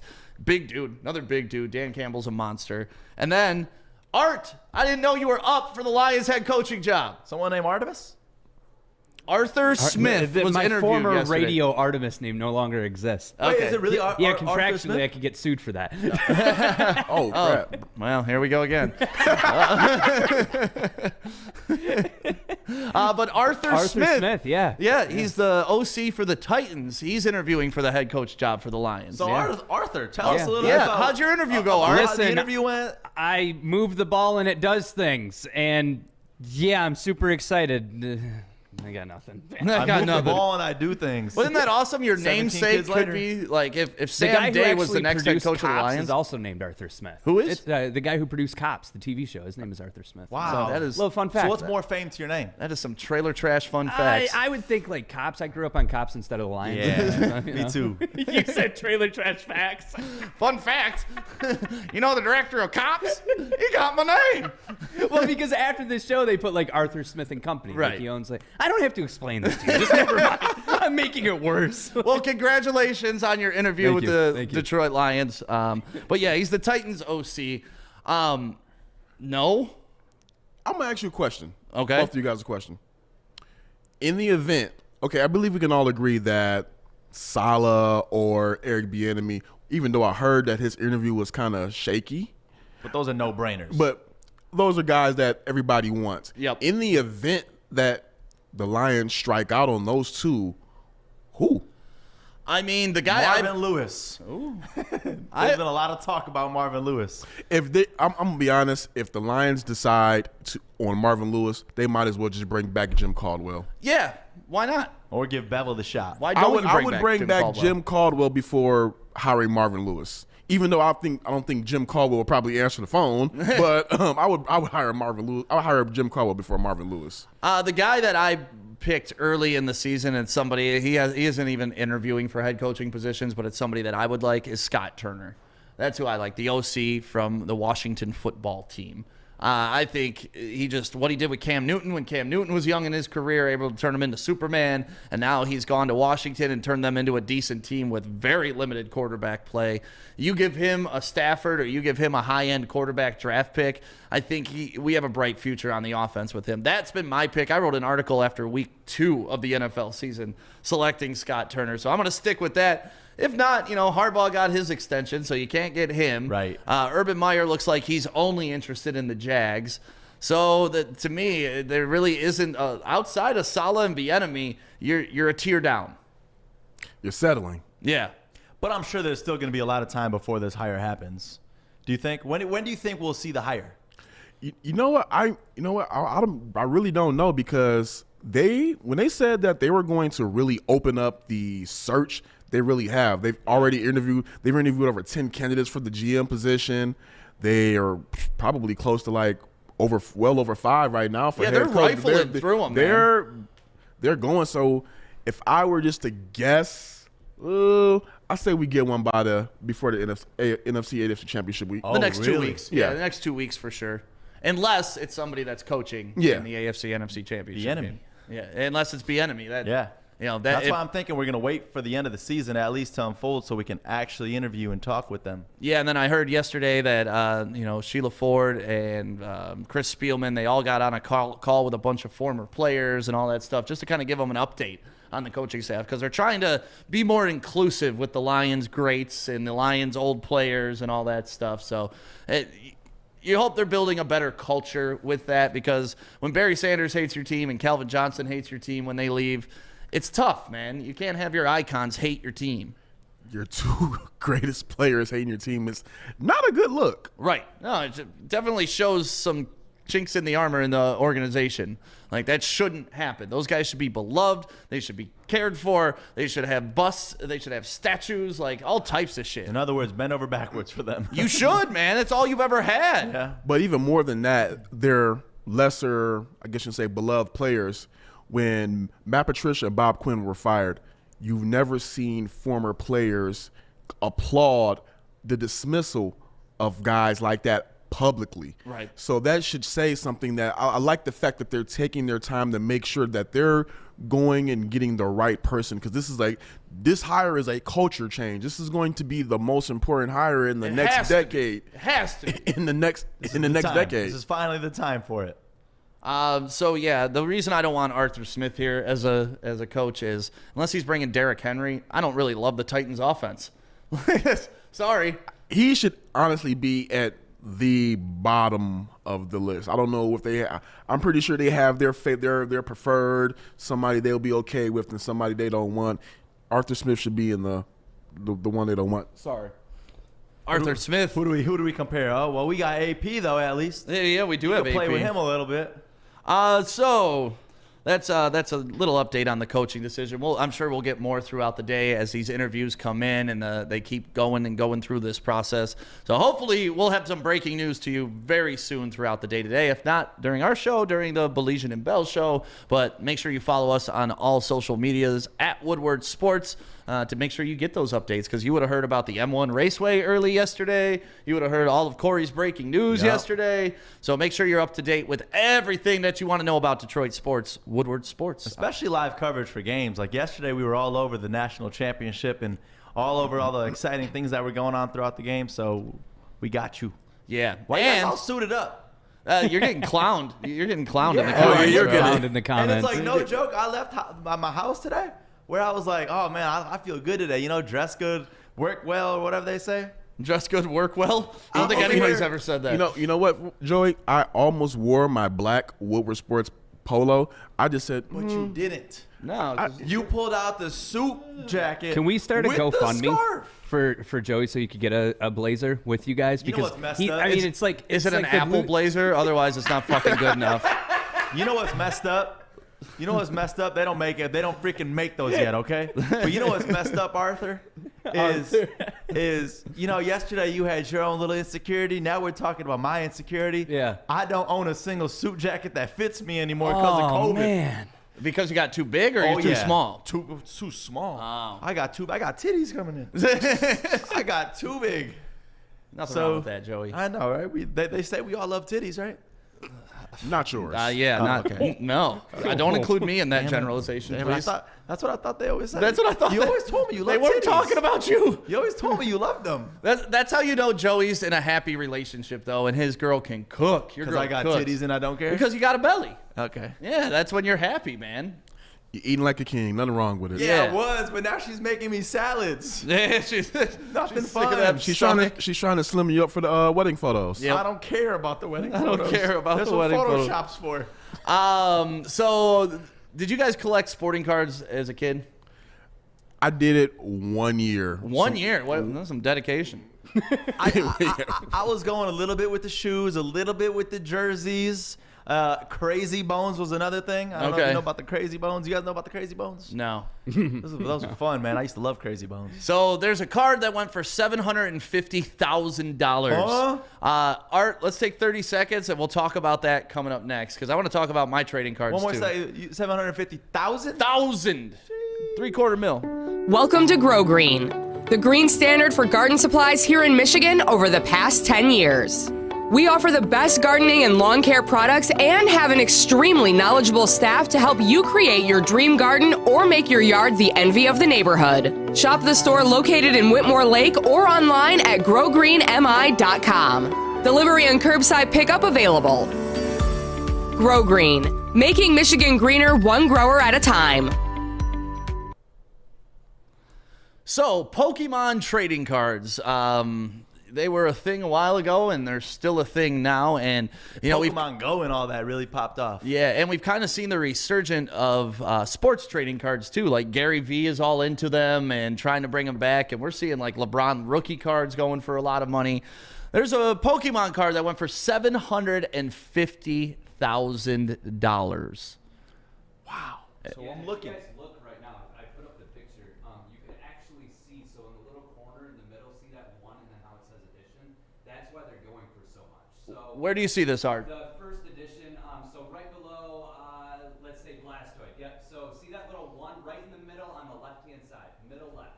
Middle left. Yep. Middle Right left. there, up here. Yep, that little one right there. So if you have Pokemon cards in your closet or in your garage and they have that little first edition sign, they're worth so much money. The set actually for $750,000. Mike, turn your mic on. Oh yeah, that would help out. The set, if you look, Start all over again. start the all first over again. edition. Start I'm all sorry, over I'm an again. idiot. If you look, the little first edition sign in the middle left, that's what makes it worth so much money. So single card, or is it got to be a big pack? Well, the pack is what was sold for $750,000. Because I'm about to go home and look at every single card that I've ever but owned. like the Charizard one, for instance, like there's going for like $89,000 if they're a first edition holographic. It's crazy. It's a whole thing, and it's made a comeback too. So. Wow. Yeah, so if you have any of those in your basement anywhere, make sure you cash in on drop that them right off now. to the Woodward Sports Studio. Yeah. So Art, you were saying you collected cards as a kid. What kind of cards did you collect? Coming just from my nerdiness right now, clearly Pokemon cards. That was my big thing. Really? Yeah, I was huge into it. Burger King had the Pokemon gold. It was like the Pokeballs and then capsules. I had all of those. I was huge into it. Yeah, it was. It's probably why I didn't have a girlfriend until I was like 16. So. Yeah, that's definitely it. Yeah, not based on looks, just on Pokemon cards. Nothing to do with stature. And that I can't turn a mic on, you know. So I used to collect cards as a kid, and I was like super into it. And Sporting cards, I bet. yeah, I had like a Joe Montana rookie card, I had like a Jerry Rice rookie card. I have all these good cards, but my prized possession that I still have to this day is a 1911 Ty Cobb cigarette pack baseball cards, because you know how baseball cards used to come in cigarette packs back in the day. I didn't know that. Yeah, it's like Hassan or Hassan. That was the brand? That was the brand. And Genius. So I got kicked out of summer camp one year for doing shit that I do. And we went we were on the way home, and we stopped at this little town, it's called Marshall. Anybody ever been to Marshall? Michigan? Yeah. Okay, so we stopped there to eat, and there was a sporting card shop, and there was an antique store right next to each other, owned by the same people. And they had like the antique cards in the antique store because they'd have better luck selling them than to normal card collectors. And that's how I have a Ty Cobb cigarette card. Isn't that awesome? So 1911 though? Yeah, 1911. That's crazy. Isn't that nuts? Well, what's the most prized card that I got? I know I have a LeBron rookie card somewhere. Do you? Yeah, and that will be worth a lot. Yeah. I don't know where it is, but it's 100% at home somewhere. You gotta find that. Yeah, I gotta find that one. I'm crazy. I got LeBron like his first shoe. I got his first jersey. I got all LeBron. You got all of that? Yeah. Okay. So I'm gonna save that for a collector's collage item or something like that, and it's gonna be the most memorabilia package in the world, and I'm gonna sell it. Ooh, Greg Chen still has his first edition Pokemon cards. You know what? I lied. I did collect something as a kid. It just came back to me. What is it? The G.I. Joes. The tall ones? Yeah. Oh, wow. Jeez. I have all of them. Really? How many Yeah. is that? Man, I got over 70 of them things. You still have them? Forget it. Yeah. How do you forget about this? You got 70 of these damn 70 things. G.I. Joes, and he just forgets that wasn't he has them. comfortable. No, Feels because like, all right, do I do it? they're Do I not? they're in my father's garage. It was like our thing. Like we would like anytime they came out, we would go grab them. We have like all like the helicopters, tanks, all of them. Is this something that you and your dad did together? Yeah. It was. We did it together. So every time a new one would come out, it was just our thing. We would just collect them, set them up. We had all the accessories and all that. Yeah. Those are the original ones, man. Those are worth a lot of money. Where are they? They're in my dad's garage. We still got them. You better inventory those bitches. What's his address, real quick? And you know damn well Corey's mom probably was like, no, you can't get that to your dad. And then all of a sudden, he's like, well, Corey likes doing them too. See, I lived in a split household. So that wasn't really my mom didn't really care about none of that stuff. Yeah, I still have a bin full of all my cards. I have unopened packs from like 1988 of even Topps know what's in football them? cards. I have no idea what's in them. I just know the bubble gum's bad. Do you realize like how much those could be worth? So I was at my grandma's house the other day, and she had a closet, and in the closet was all my old Top Deck magazines. Do you remember Top Deck? Yeah. I Wow. had Volume 1, Issue 1 sitting in there, and if it would have had the booster pack in there, it was worth like $1,000. But since I took it out, but like people have so much stuff in their closets that they just don't really go tonight and start taking pictures and put that on eBay. Seriously. But I don't want to open those packs though. Yo, they're just gonna sit there. You've got Hey. money sitting in a closet. It's a What bank would you rather account, buy? baby. What would you rather buy? Knowing what the card is or a surprise? This is Well, been that's for why the 20, booster 30 packs are years. worth so much. Like because like with the Pokemon, you could have a Charizard in there that's worth $150,000. Yeah, I do not have any Pokemon cards, but I do have some Topps. Why are you looking down on me when you say you're like I do not have any Pokemon? Well, Artemis, I do not have Pogs. I do not have Pokemon. I do not God, I have hated Beanie Pogs. Babies. Remember Pogs? I hated Pogs. People collected Pogs like crazy too. I never understood what the fascination behind Pogs. I don't know, man. Just taking people's shit. That's pretty much it. I can just take your Pogs. I got my Slammer out. Speaking of Slammers, Mike Tyson, Evander Holyfield, Part 3. Are you guys for this or against it? Trilogy. No. Seeing Mike Tyson in that last fight, I was done with it. This is the Mike Tyson I want to remember. This wasn't even prime Mike. Like, that's the Mike Tyson I want to remember. See, but you said it last time with this fight. You don't want to see that. Right. Only way I want to see it, though, is if Snoop is commentating. If Snoop, I'll watch anything. Like, I've watched Animal Planet with Snoop commentating, and it's fucking amazing. Oh, yeah. Like, but are you interested in seeing Tyson Holyfield Part 3? Because they're talking about trying to make it happen. I'm not interested in seeing 50-year-old men get in the ring and, look like a shell of them former selves. I'm against it. I'm with you. I want to remember Tyson how I remember Tyson. I want to remember Holyfield how I remember Holyfield at their apex, right, as in the conversation of greatest boxers to have ever lived. Yeah. And that was kind of my takeaway of the Roy Jones fight. Like, listen, they're slow, they're fat, they're not the same fighters, they're not hitting with power. Used to be good.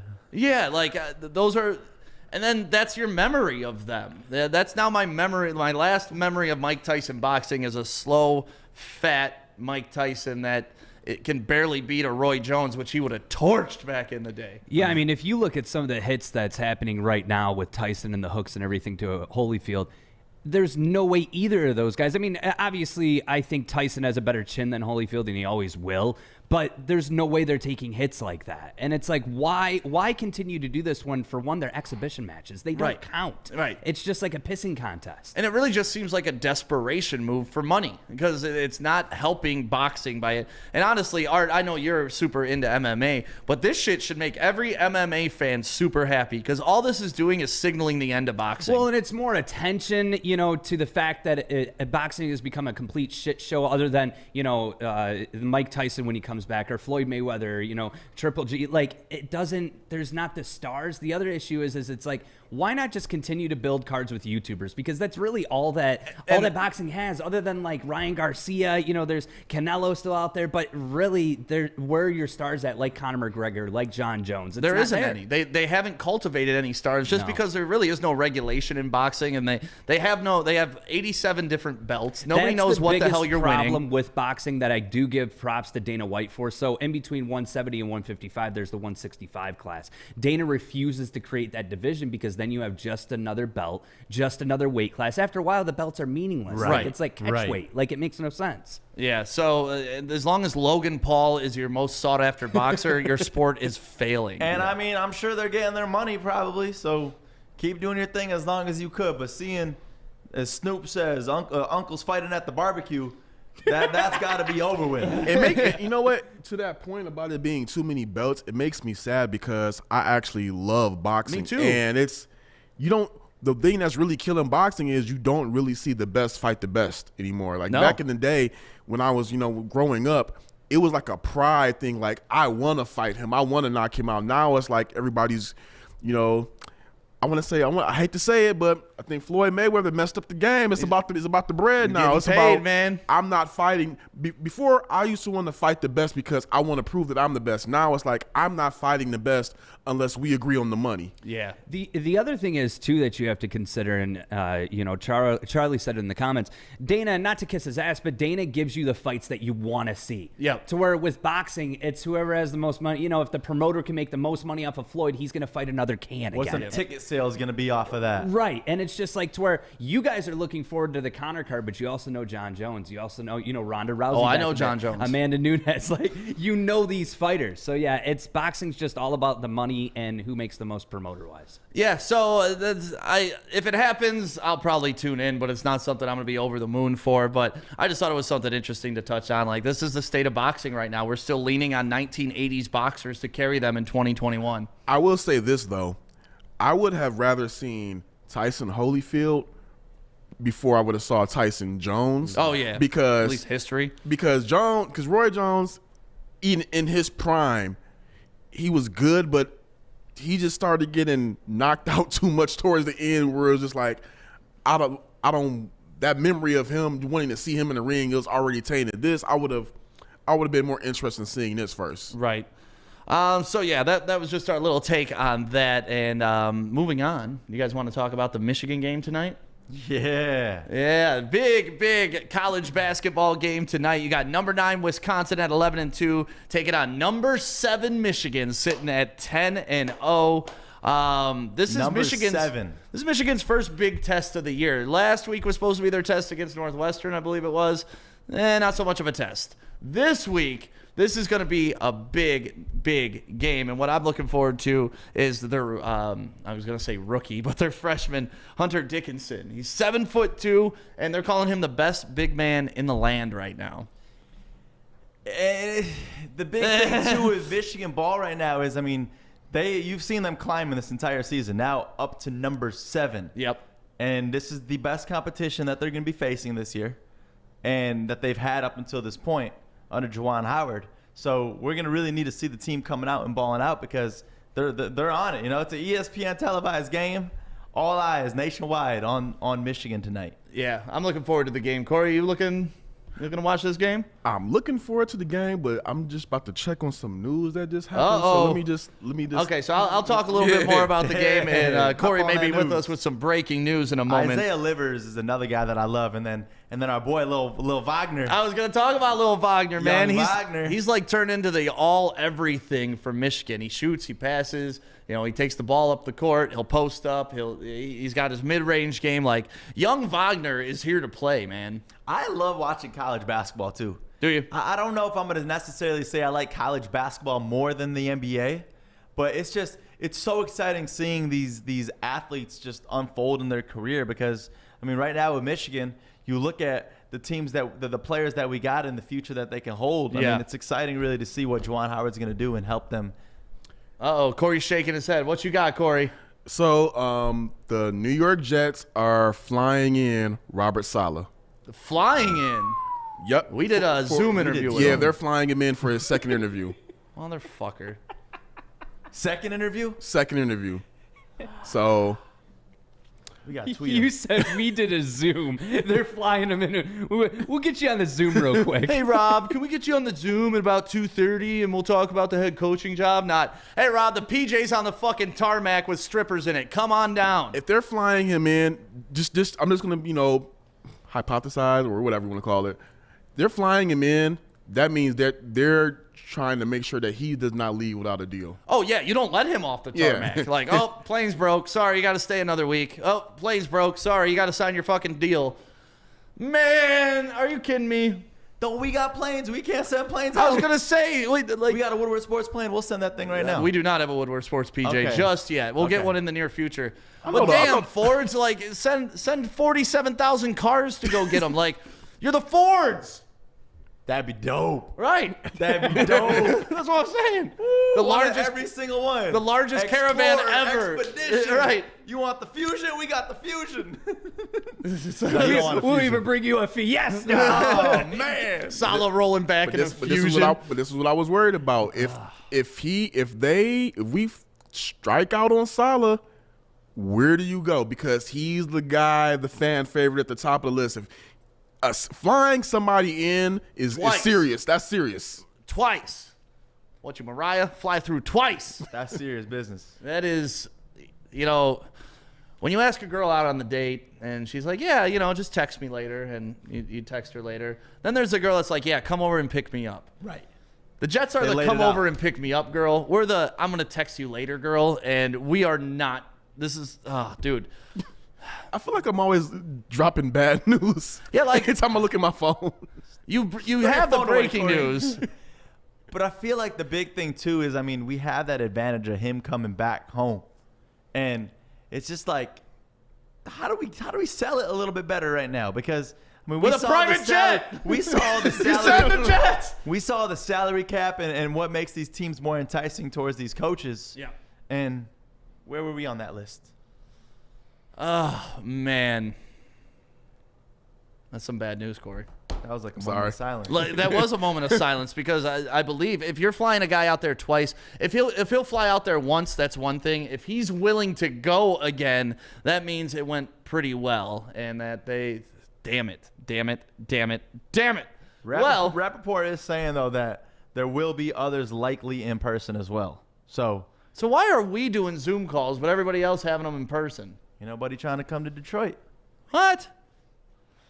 So thank you for that breaking news, Corey. Did Killian Hayes get hit by a truck last night too? Anything else? Right. Yep. I don't got nothing. What happened to okay. Sadiq Bey? Yeah. The Pistons are moving to Fort Wayne, back to Fort Wayne. Like, what else you got? Give me something good, Corey. I'm out of green tea. Okay. Corey's still on his green tea. I don't like when you guys wear sport jackets. I'm blaming it on sport jackets. Everybody's clowning Joey about his sport jacket today. We'll get you one, buddy. We'll get you one. So, okay, that was some breaking news. They're flying him out there. When does he go out there? Today? Today. Okay. So Robert Saleh's on his way to his new job. We shouldn't be expecting him to sign that contract by noon. I'm serious. Corey's going to come into my office later and be like, got more breaking news. Saleh signed, and I'm going to be so excited. And he's going to be like, with the Jets. No, we won't be excited because we know he's in New York. Right. So Michigan and Wisconsin played tonight. Back today. Yeah, we got to get back to that game because at least I got something to look forward to in that game. At least we got an undefeated Michigan basketball team. Yep, who their defense is really doing well this season. They only give up 67 points a game, which is crazy to me because when you think Juwan Howard, I was expecting more of a high-powered offense than a high-powered defense. But the way he's got this guy is playing, dare I say it's Izzo-esque? I don't know about Izzo-esque yet because that has been a With the long hard track defense. record. Right. Yeah. Well, there's been a long track record for Michigan State. But, I mean, you look at Isaiah Saleh, and it's like Isaiah Saleh? No, I was just trying to mess with you. Oh, Isaiah Livers. It's like and that it's just pad like, thai commercial. and it's like you see the defense that he has. He's one of my favorite defenders on Michigan right now. Right. And that's why I think he's going to be so successful. I mean, he's always getting good rebounds and just really tough, hard-nosed defense. And Juwan Howard is the guy that's obviously the defender. Right. So he's pushing his team to be the same style, and that's really where it's got to be. I mean, that's what Izzo's greatness has always been, is defense wins championships. Yep. And Michigan basketball in the past has really been more so offensively focused. Yeah. And if you got a 7'2" freshman holding down the middle, you're going to get some pretty good defensive play, or you should get pretty good defensive play. And I just really love the job that Howard's doing there. He's instilling a culture, and he's getting the right guys in there. And the thing is, his coming classes are going to be even better. So we're witnessing a true powerhouse in the making. It's something special. Yeah, pay attention. It's been fun, especially after everybody hit the panic button when Beeline left. It was like, what are we doing? You're bringing in Juwan Howard. He's never been a coach before. This isn't going to work out. He doesn't know what he's doing. And then all of a sudden, boom, here we are, a year in, and he's looking like a damn good coach. So I like the future of Michigan. I like the way they're looking. I mean, we've talked about Michigan becoming more of a basketball school than a football school. It'd be nice if they could have both. Why not both? Michigan State had both for a couple years. Yeah. For a lot of years. Yeah. So I think, you know what? I'm going to make a bold prediction. Uh-oh, bold-ass prediction by Corey. As long as it's not breaking news, go ahead. All that breaking news. I think if they win this game tonight, that will tell a lot about them being national championship contenders. Ooh. So if they win tonight, you're taking them to win the Natty? If they win tonight, I would take them seriously as favorites. Okay. Do you think they're even going to get to that point? Like, are we going to have March Madness this year? We didn't last year. We're going to do March Madness in the bubble style. Well, yes, they're going to do the whole tourney in Indiana. Indiana. And it makes sense because with all the hotels and everything there, Indiana has the space to go ahead and do it.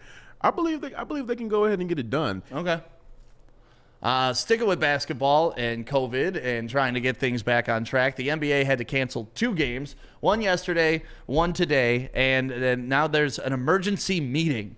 That's later today, isn't it? Yes. It was supposed to be yesterday, but they pushed it to today. Do you know what this emergency meeting is about, Corey? I know they're talking about enforcing some new measures with COVID, and there hasn't been any talk about a stoppage yet. Right now, they're just trying to get some more strict measures in place to prevent another rapid spread, because I know they don't want to shut the league down one more time. No, that's a lot of money it cost them last year, and it could be potentially a lot of money it cost them this year. But yeah, that's what I read too. It's more about putting in measures and executing them at this point. They're kind of worried about their protocols not being right. Yeah, and I mean when you hear the emergency meeting, that's kind of what freaks scares you out, because right. It all started with obviously rumors of, oh, the NBA is going to cancel its season. They're going to postpone the season.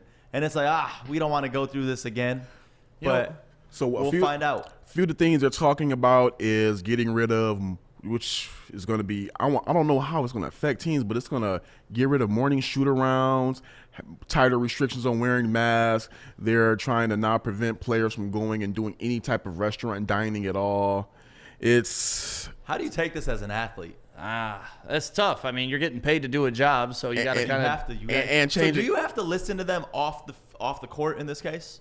You don't have to. Like, what's the contract? I always wonder what the contract looks like. I feel like they probably got a clause in there where they're adding like outside of the court rules now. They kind of have to, especially if you're doing like the bubble and things like that. Like they really got you on lockdown for that. We don't know until we hear that the final results of that meeting. But yeah, we're just talking about right now. Tighter mask restrictions on what they do as far as going to restaurants, getting rid of morning shoot-arounds and shortening practices. I think that's going to cheapen the game. Yeah. Well, here's my fear. They go back to the bubble situation and the Pistons play 8 games this year and now we're done. Like, all right, we're going back to the bubble. The same thing as last time. You know, these teams that won't make the playoffs, you ain't playing. And the Pistons go like 2 calendar years without playing real NBA season. And I just hope it's not another stop and then boom, we're jumping right into the playoffs. And that would just kill their whole momentum and their TV contracts. It would be a cluster. You know what? Right. So yeah, that's what's going on in the NBA. Art, let's take 30 seconds. We're going to come back. And Fish, I want to talk to you because we're going to be talking Red Wings hockey, and I know you love hockey.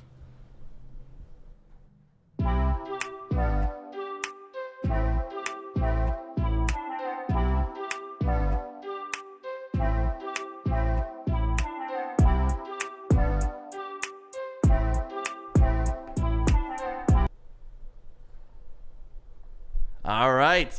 Fish is here because you are kind of our hockey expert, right, Fish?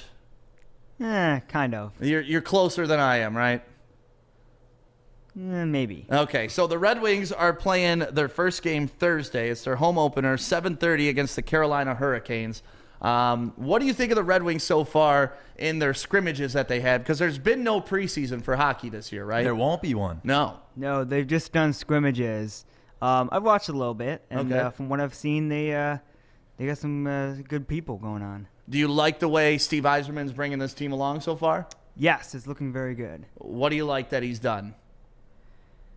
Well, he's brought in youth, and good talent. A lot of the European people, very good. So like Swedish, he's brought in some people from Sweden and Czech Republic, and they've just gelled together very well. Yeah, it's very similar to like the Russian 5 type teams back in the day where you're going to bring all these European players together and hope they mesh with all their skills because the European hockey is slightly different than the U.S. hockey, right? Yeah, sometimes it works, sometimes it doesn't. What's the major differences between European and U.S. hockey? Probably the speed. The speed? Yeah, the speed's probably much different. And the rink size? Yes, the rink size is different. Yes. Yeah, the U.S. has a smaller rink. And Fish brings up the point of the rebuild and the youth, and that's kind of a big thing with Captain Stevie Y. We bounce off of a 17-win season last year, and you look at 17 wins in the NHL. That is not a lot of wins. We were the last place team, but you see like the Tyler Bertuzzis of the world and Dylan Larkin, and I feel like those are going to be the players that we really rely on this year and having the leadership. I mean, Larkin's been with the Red Wings for such a long time. And that's really what we need now is kind of that leadership like Larkin has now, because it's crazy to say. I mean, he's one of the veterans that we got on the team. Yeah, I didn't expect Larkin to be a veteran captain this early in his career, but that's what he is, and that's where the Red Wings are, right? Yeah, he's a good player. He does very good things for the Red Wings. Yeah. Are you looking forward to this season? As a hockey fan, yes. As a Red Wings fan, I think they'll do pretty good. Okay. Do you like the new setup that they have with the divisions? Yes. You do? Yes. Why do you like that? Well, I'm just excited because the Canadian division seems exciting. Is it? You think they should have done an original 6 division too? Wouldn't that have been awesome? Yeah, but then you would have had 14 teams in another division. Yeah, it's okay. The original 6 is special. Oh, okay. Well, then go with that then. Awesome. Well, thank you, Fish, and we're going to bring you back in probably like 10 minutes for Fish's Facts, right? Got it, yes. You've been searching really hard for your fact of the day. We're going to do Fish's Fact of the Day coming up. Sure, yes. All right, make sure you find that. Corey's going to step back up on your mic. Thank you, Fish. We appreciate you. Yeah. We actually just got some positive breaking news about hockey. What? Positive news. For the Wings. Going up, Corey. For the Wings and for bettors. Okay. So apparently, according to Darren Rovell, PointsBet USA has struck a deal with the Detroit Red Wings and the Little Caesars Arena to build out a branded sports bar inside the arena, and it will be accessible from the inside and the outside on game days. Great. There's no games and there's no restaurants that we could go to. I wonder.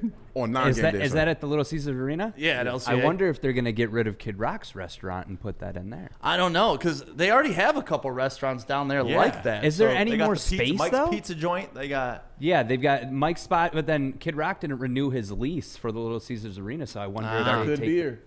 Because they said it's going to be available indoors and outdoors, and it's going to be available on non-game days, so that could be the new sports bar. Nice. I'll take that. Maybe we should convince them to name it the Woodward Sports Bar. Yeah. Right on Woodward. Isn't that perfect? That'd be great. Who's doing it? LCA's doing it? Yep, LCA. Let's, and Joey, let's PointsBet reach Reach USA. out, Tom Wilson. We're giving him a call. Hey, Tom Wilson. You got to love Tom Wilson from back in the day. He just retired, actually. You just there. Yeah, Would so you shout out serve to Tom. food there? Would you serve, like, if they were like, hey, we'll sign the deal, but Stick, you got to be a waiter at least 2 times a week? Would that Dude, be something? Do you know Stick in his past, how long he lasted at Champs? You want to tell everybody, Stick? 3 whole months. Ooh. He got talent. I Yeah. thought you were going to say 3 days, but you know, I just. Come on. I made it 3 months when I waited tables, and I'll say this to the end of the world. People who wait tables are very special beings. People who are excellent at waiting tables are beyond special beings, because I there's can't tolerate, I am not a special being, because I can't tolerate taking people's shit without giving it back. And that is one of my weaknesses in life, but it's also one of my strengths in life. And so when I was waiting tables and catching shit from people constantly, maybe you got some attitude back. But like, here's my thing. I know it's tough as a waiter, waitress, but what is it that you're getting? I mean, most of the time, anytime that I've ever had to even be a little bit mean or have an attitude towards the wait staff, it's always because of something that they did wrong. Right. So No, some people are just inherently mean, and that's what you learn when you're waiting tables. Like, some people just come in with a bad attitude. It doesn't matter what you do. You could do the best job in the world, never let their drink be empty, make sure their food is cooked to the precise temperature, and their moral code is 5% tip. It doesn't matter. Yeah. And then there's the other people who, like, if you're having a shitty day, they see it and they give you a little more. Like, it really is a very interesting dive into human psychology when you are a waiter. Just simple things from like PDA couples sitting at a table compared to couples that are arguing, and compared to couples or people with kids that would just let them run around the whole damn restaurant So and what's not the take worst? care of What's them. the worst group of customers? Ooh. I almost said People that patients. come in with their damn kids. No, I don't mind the kids. It's the guys that are rude to the women they are with. Oh, yeah. Because that's a trigger point for me in general. Yeah, I mean, it should be a trigger point for any man. Right, but some people, that's part of how they treat women, and that's Their a part of upbringing. how the women are okay to be treated, and Yep. like they don't talk, I order for them, and just like weird shit like that. And like I got yelled at once because the toast wasn't toasted enough, and it's like, bro, I don't give a fuck I mean, about your hold toast. Hold up. Like, Did you not toast it at all? I don't toast. I'm the waiter. If I tell you toast my sandwich, you better toast my damn sandwich. Okay, the sandwich was toasted, but it wasn't not toasted enough. enough for his liking, and I feel mean, like when I I'm on don't the give a toaster, shit though, enough to when care I'm on about the your toast. toaster, if it's a 10 dial and it's like a 4 or 5, that's what I like. I don't like when it's like a 1 or 2 toast dial. You know what who I'm gets talking it the worst, though, is the chef. But the waitresses take the grunt of it, but the chef really gets it the worst. Like the cooks in the back line, like the waitresses and waiters suffer the abuse because of that. Right. But then they take it out on the chefs. Oh yeah, because I gotta come back with a fucking plate of toast and be like, guys, this wasn't toasted enough. Can I just get another fucking toast? And they're like, do you do that? What And do you they're do? trying to cook and going a million miles an hour, and I'm like, "Yeah, guys, I need more toast. And they're just looking at me like I'm an idiot, because I am an idiot by serving this asshole who can't eat the toast because it's not toasted enough. And that's just why I couldn't be a waiter. What was your past? You were a waiter? I was a busboy and a dishwasher. I was the bottom. I was the leech of the entire place. You are a get bottom. no respect as a dishwasher at all. Like, at all. I was a busboy and dishwasher at Mr. Bill's in Walled Lake. That was like my first official taxed job. And yeah, I got upgraded from busboy to dishwasher. Yeah. Dishwashers Okay. made a little bit more money, but I worked at the Michigan Classic Big Boy up in northern Michigan, and I was the dishwasher. And it's literally like Hell's Kitchen back there. It sucks. You like can still smell that weird big combination of digested and cooked food. Yeah. Yeah. There's no smell though, and this is the only restaurant I've ever worked at in my life was Subway. There's Subway. Are you? I'm a Subway alumni too. All three of I us. worked everywhere, bro. Wow. Yeah. Dude, we should be on the walls up at We Subway. should do a contest of who can build a better sandwich between us three, because I guarantee you I'll stomp you Did out. you work at Subway too, Corey? No. Oh, okay. I was just about to suggest that though. Oh. They do a sandwich off. Oh, you don't want none. Yo, I would I'm smoke the you guys. most recent. I'm I a got the sandwich most artist years still, under the bro. belt. How many years you got? I worked there for like a year and a half. Yeah, I got 4.5. See, son. but I can guarantee 4.5. y'all Hey, are from the Subway era where you just cut the sub in half. You didn't do the V cut on the top. That's what true sandwich No, I did artists the do. V cut. See, I did I'm the gonna be side honest cut. with you. I don't care for that V cut. That's- I really don't. all right. No, I'm saying, so it's like for you to even do that, I'm not gonna look at you and be like, oh wow, No, kill 'cause- that V cut. Dude, I still have a scar on my thumb from cutting through the bread too fast and cutting my Okay. thumb. Can I ask you guys win. something? Can I ask you something? Did you guys have the one steal a foot long deal? Like you get 1 foot long per shift or no? Oh, I got dude, unlimited was- footlongs. yeah, First I was- I was gonna say. I They was were like, taking take them one. I'm like, boys. I'm taking 2. I know the bread count. yeah, bread count. Shit, man. So yeah, that's crazy that we all worked at Subway. Corey, you got breaking news. You break my heart, I'm gonna break your leg. And phone. Damn. Damn. Oh god. I don't want to do it now. Oh no. Is it about Salah? No, it's about another candidate. So rumors are now swirling. You ready? Rumors are now swirling that Dan Campbell is now one of the favorites to land the Lions position. A special teams coach. Assistant head coach and tight end coach for the New Orleans Saints. I mean, Dan Campbell is a big man. I will give him that. He's an imposing figure. He has some success under Sean Payton, but that's more to do with Sean Payton than Dan Campbell, I would argue. I mean, we've seen that when the Lions brought in Lombardi as the offensive coordinator, and that didn't go well, to say the least. Well, we mentioned him earlier as one of the people that they were talking to, and now we're starting to see. God, I wish I could be a fly on the wall in some of these meetings to just understand what they're thinking, and if Dan Campbell really did come in and knock it out the park, and it's like, oh shit, I would even think he's that dude. Yeah. You know, I'm not believing these though. You're not? I just feel like it's just who's the source on these? Corey. Like for real, because like a lot of these, I feel like they're just talking. I will say this.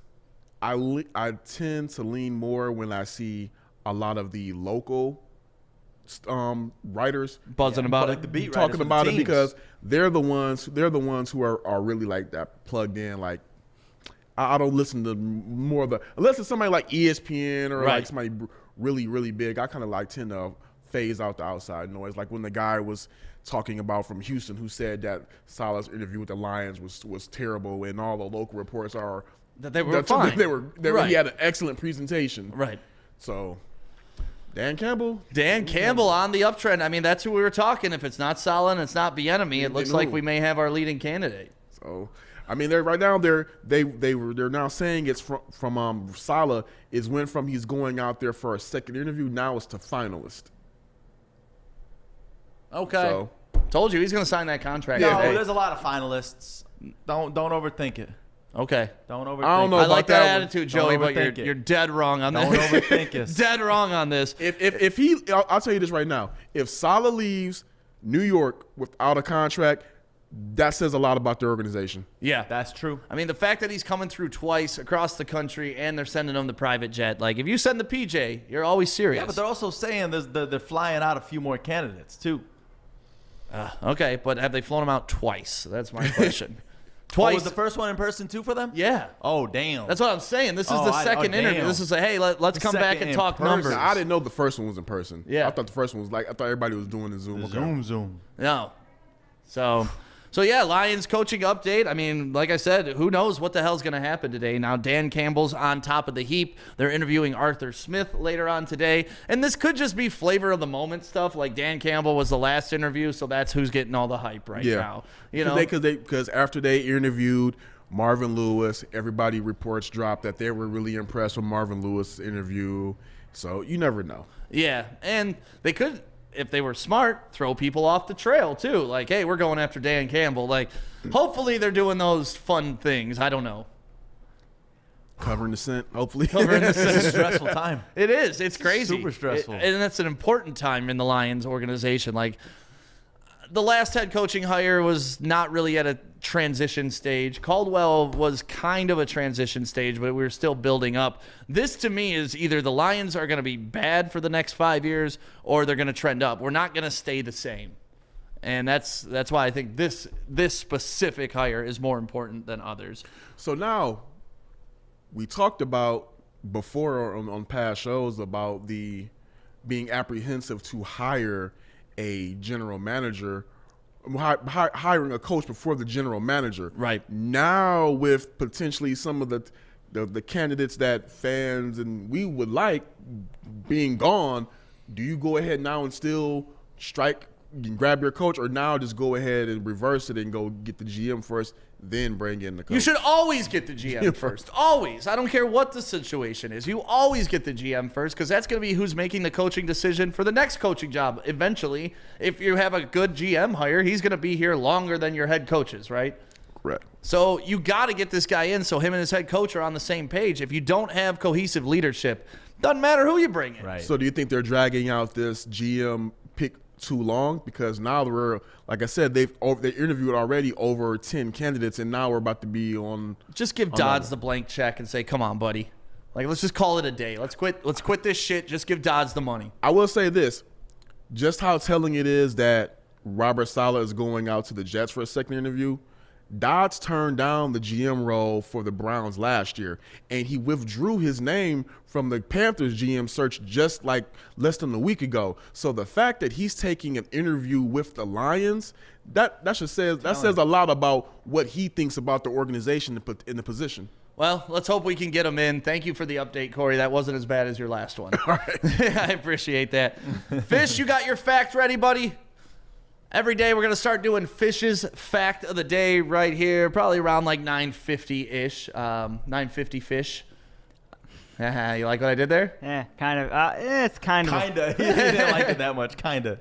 It's kind of a fact. Okay, what is your fact of the day, Fish? So you know how we always talk about Tom Brady? You know how long is he going to have left? What is he, 42, 43? Yep. Well, this guy is from Japan. Kazuyoshi Mura is 53, and he just signed another contract. This is his 36th season. And for playing what, baseball? No, for soccer. For soccer. And he's not a goalie. So a Japanese soccer player, how old is he, 56? 53. 53. And how long is his new contract? I don't know how long his new contract is, but it's interesting. I mean, once you're at 36 seasons in the league, you got to make it to 40. Just be the GOAT. Yeah, just do it. He said he's not hanging up the boots till 60. 60? Wow. 60, That's like Gordie Howe, 60 man. years old. Gordie Howe suited up for the Vipers, and he played in like 5 generations or 5 decades, 5 different decades. It was amazing. So good, man. Thank you for that. What's his name one more time, Fish? Kazuyoshi Mura. Nice. Did you know about him before this? No. Okay. That sounds like Kobayashi. Kobayashi. The hot dog eating legend right there. Damn. All right, 53 and still signing professional contracts. That's where you want to be in your life, Joey. Yeah, not like Mike Tyson trying to come back. Just trying to hold on. Holyfield's I trying to love just Mike hold it Tyson. on. Mike Tyson's like one of my all-time life heroes, so it makes me sad to see this Mike Tyson. You loved. No, I still love Mike Tyson. No, I'm saying loved watching Oh him. my God, I loved watching him. I have a ton of his collectibles, and honestly, like his journey through life and who he is as a human now is just really. He's had such a crazy life, man, from being like just a street thug who, he got under the right coach, and then his coach died, and then Don King fucked up his life, and he had all this money taken from him, and then he's rebounded from it. He's done a bunch of bad shit in his life, but he's become like a really good, like quiet, humble person throughout it all. Like Mike Tyson is just fascinating to me. So anything Mike Tyson, I'm all in for. Yeah, you got to. I mean, that's the GOAT for sure. Yeah.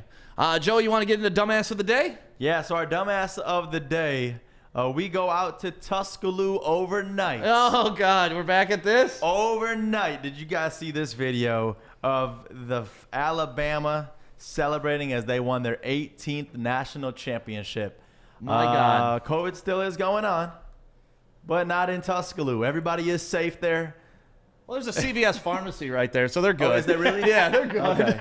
There's CVS right there, Joey. Right. They're just waiting. They all got the vaccine. That's actually what this is going on. They're waiting to get in the CVS for their COVID test. Right. Yeah, they're waiting to get their vaccines. There you go. Right. So Look at this lineup. Look at CVS. Coming. look at this lineup. There's a CVS. There's a pharmacy right next to him. See right there, CVS. So yeah, this is a wild scene to say the least. But congratulations to Bama on the good game. Darren just commented, roll COVID instead of roll tide. So, yeah, those are our dumbasses of the day. Even though they're college kids just celebrating, doing the right thing, they're doing the wrong thing. You want another one? What, a fact? No, dumbass of the day. I gave you one yesterday, found another one today. Give us Sure, one. Fish, give it to us. Yeah, so this is yesterday. This is during a soccer game, which I was not watching this part of it, but I was watching the game. This is the 17th minute. I guess some dumbass decided, so you can't go into the game, of course. So he decided, well, we can postpone it by putting some fireworks. Come on. Let's see it. So he just decided to... He emailed you the link. Okay. So what kind of fireworks did he light off? I have no clue. Just like M80s, bottle rockets, stuff like that? Just I mean, traditional fireworks. Some crazy looking fireworks. That is crazy. I like that. See, the fish dumbass is always better, too. Well, thank you, Fish. And thank you, everybody, for waking up with Morning Wood this morning. Baligian and Bell are coming up around 11 o'clock, and they got Rip Hamilton on today. Dude, that's going to be so dope. I know. Former Piston Rip Hamilton is going to be on Super Bowl today. champ, too, Brandon Graham. Oh, nice, man. Yeah. Joey, we got to keep up with them. know. What's going on? Let's get us some guests, bro. No. I know. Baligian and Bell kick it off at 11 o'clock right here on the Woodward Sports Network. And make sure you check out all of our podcasts.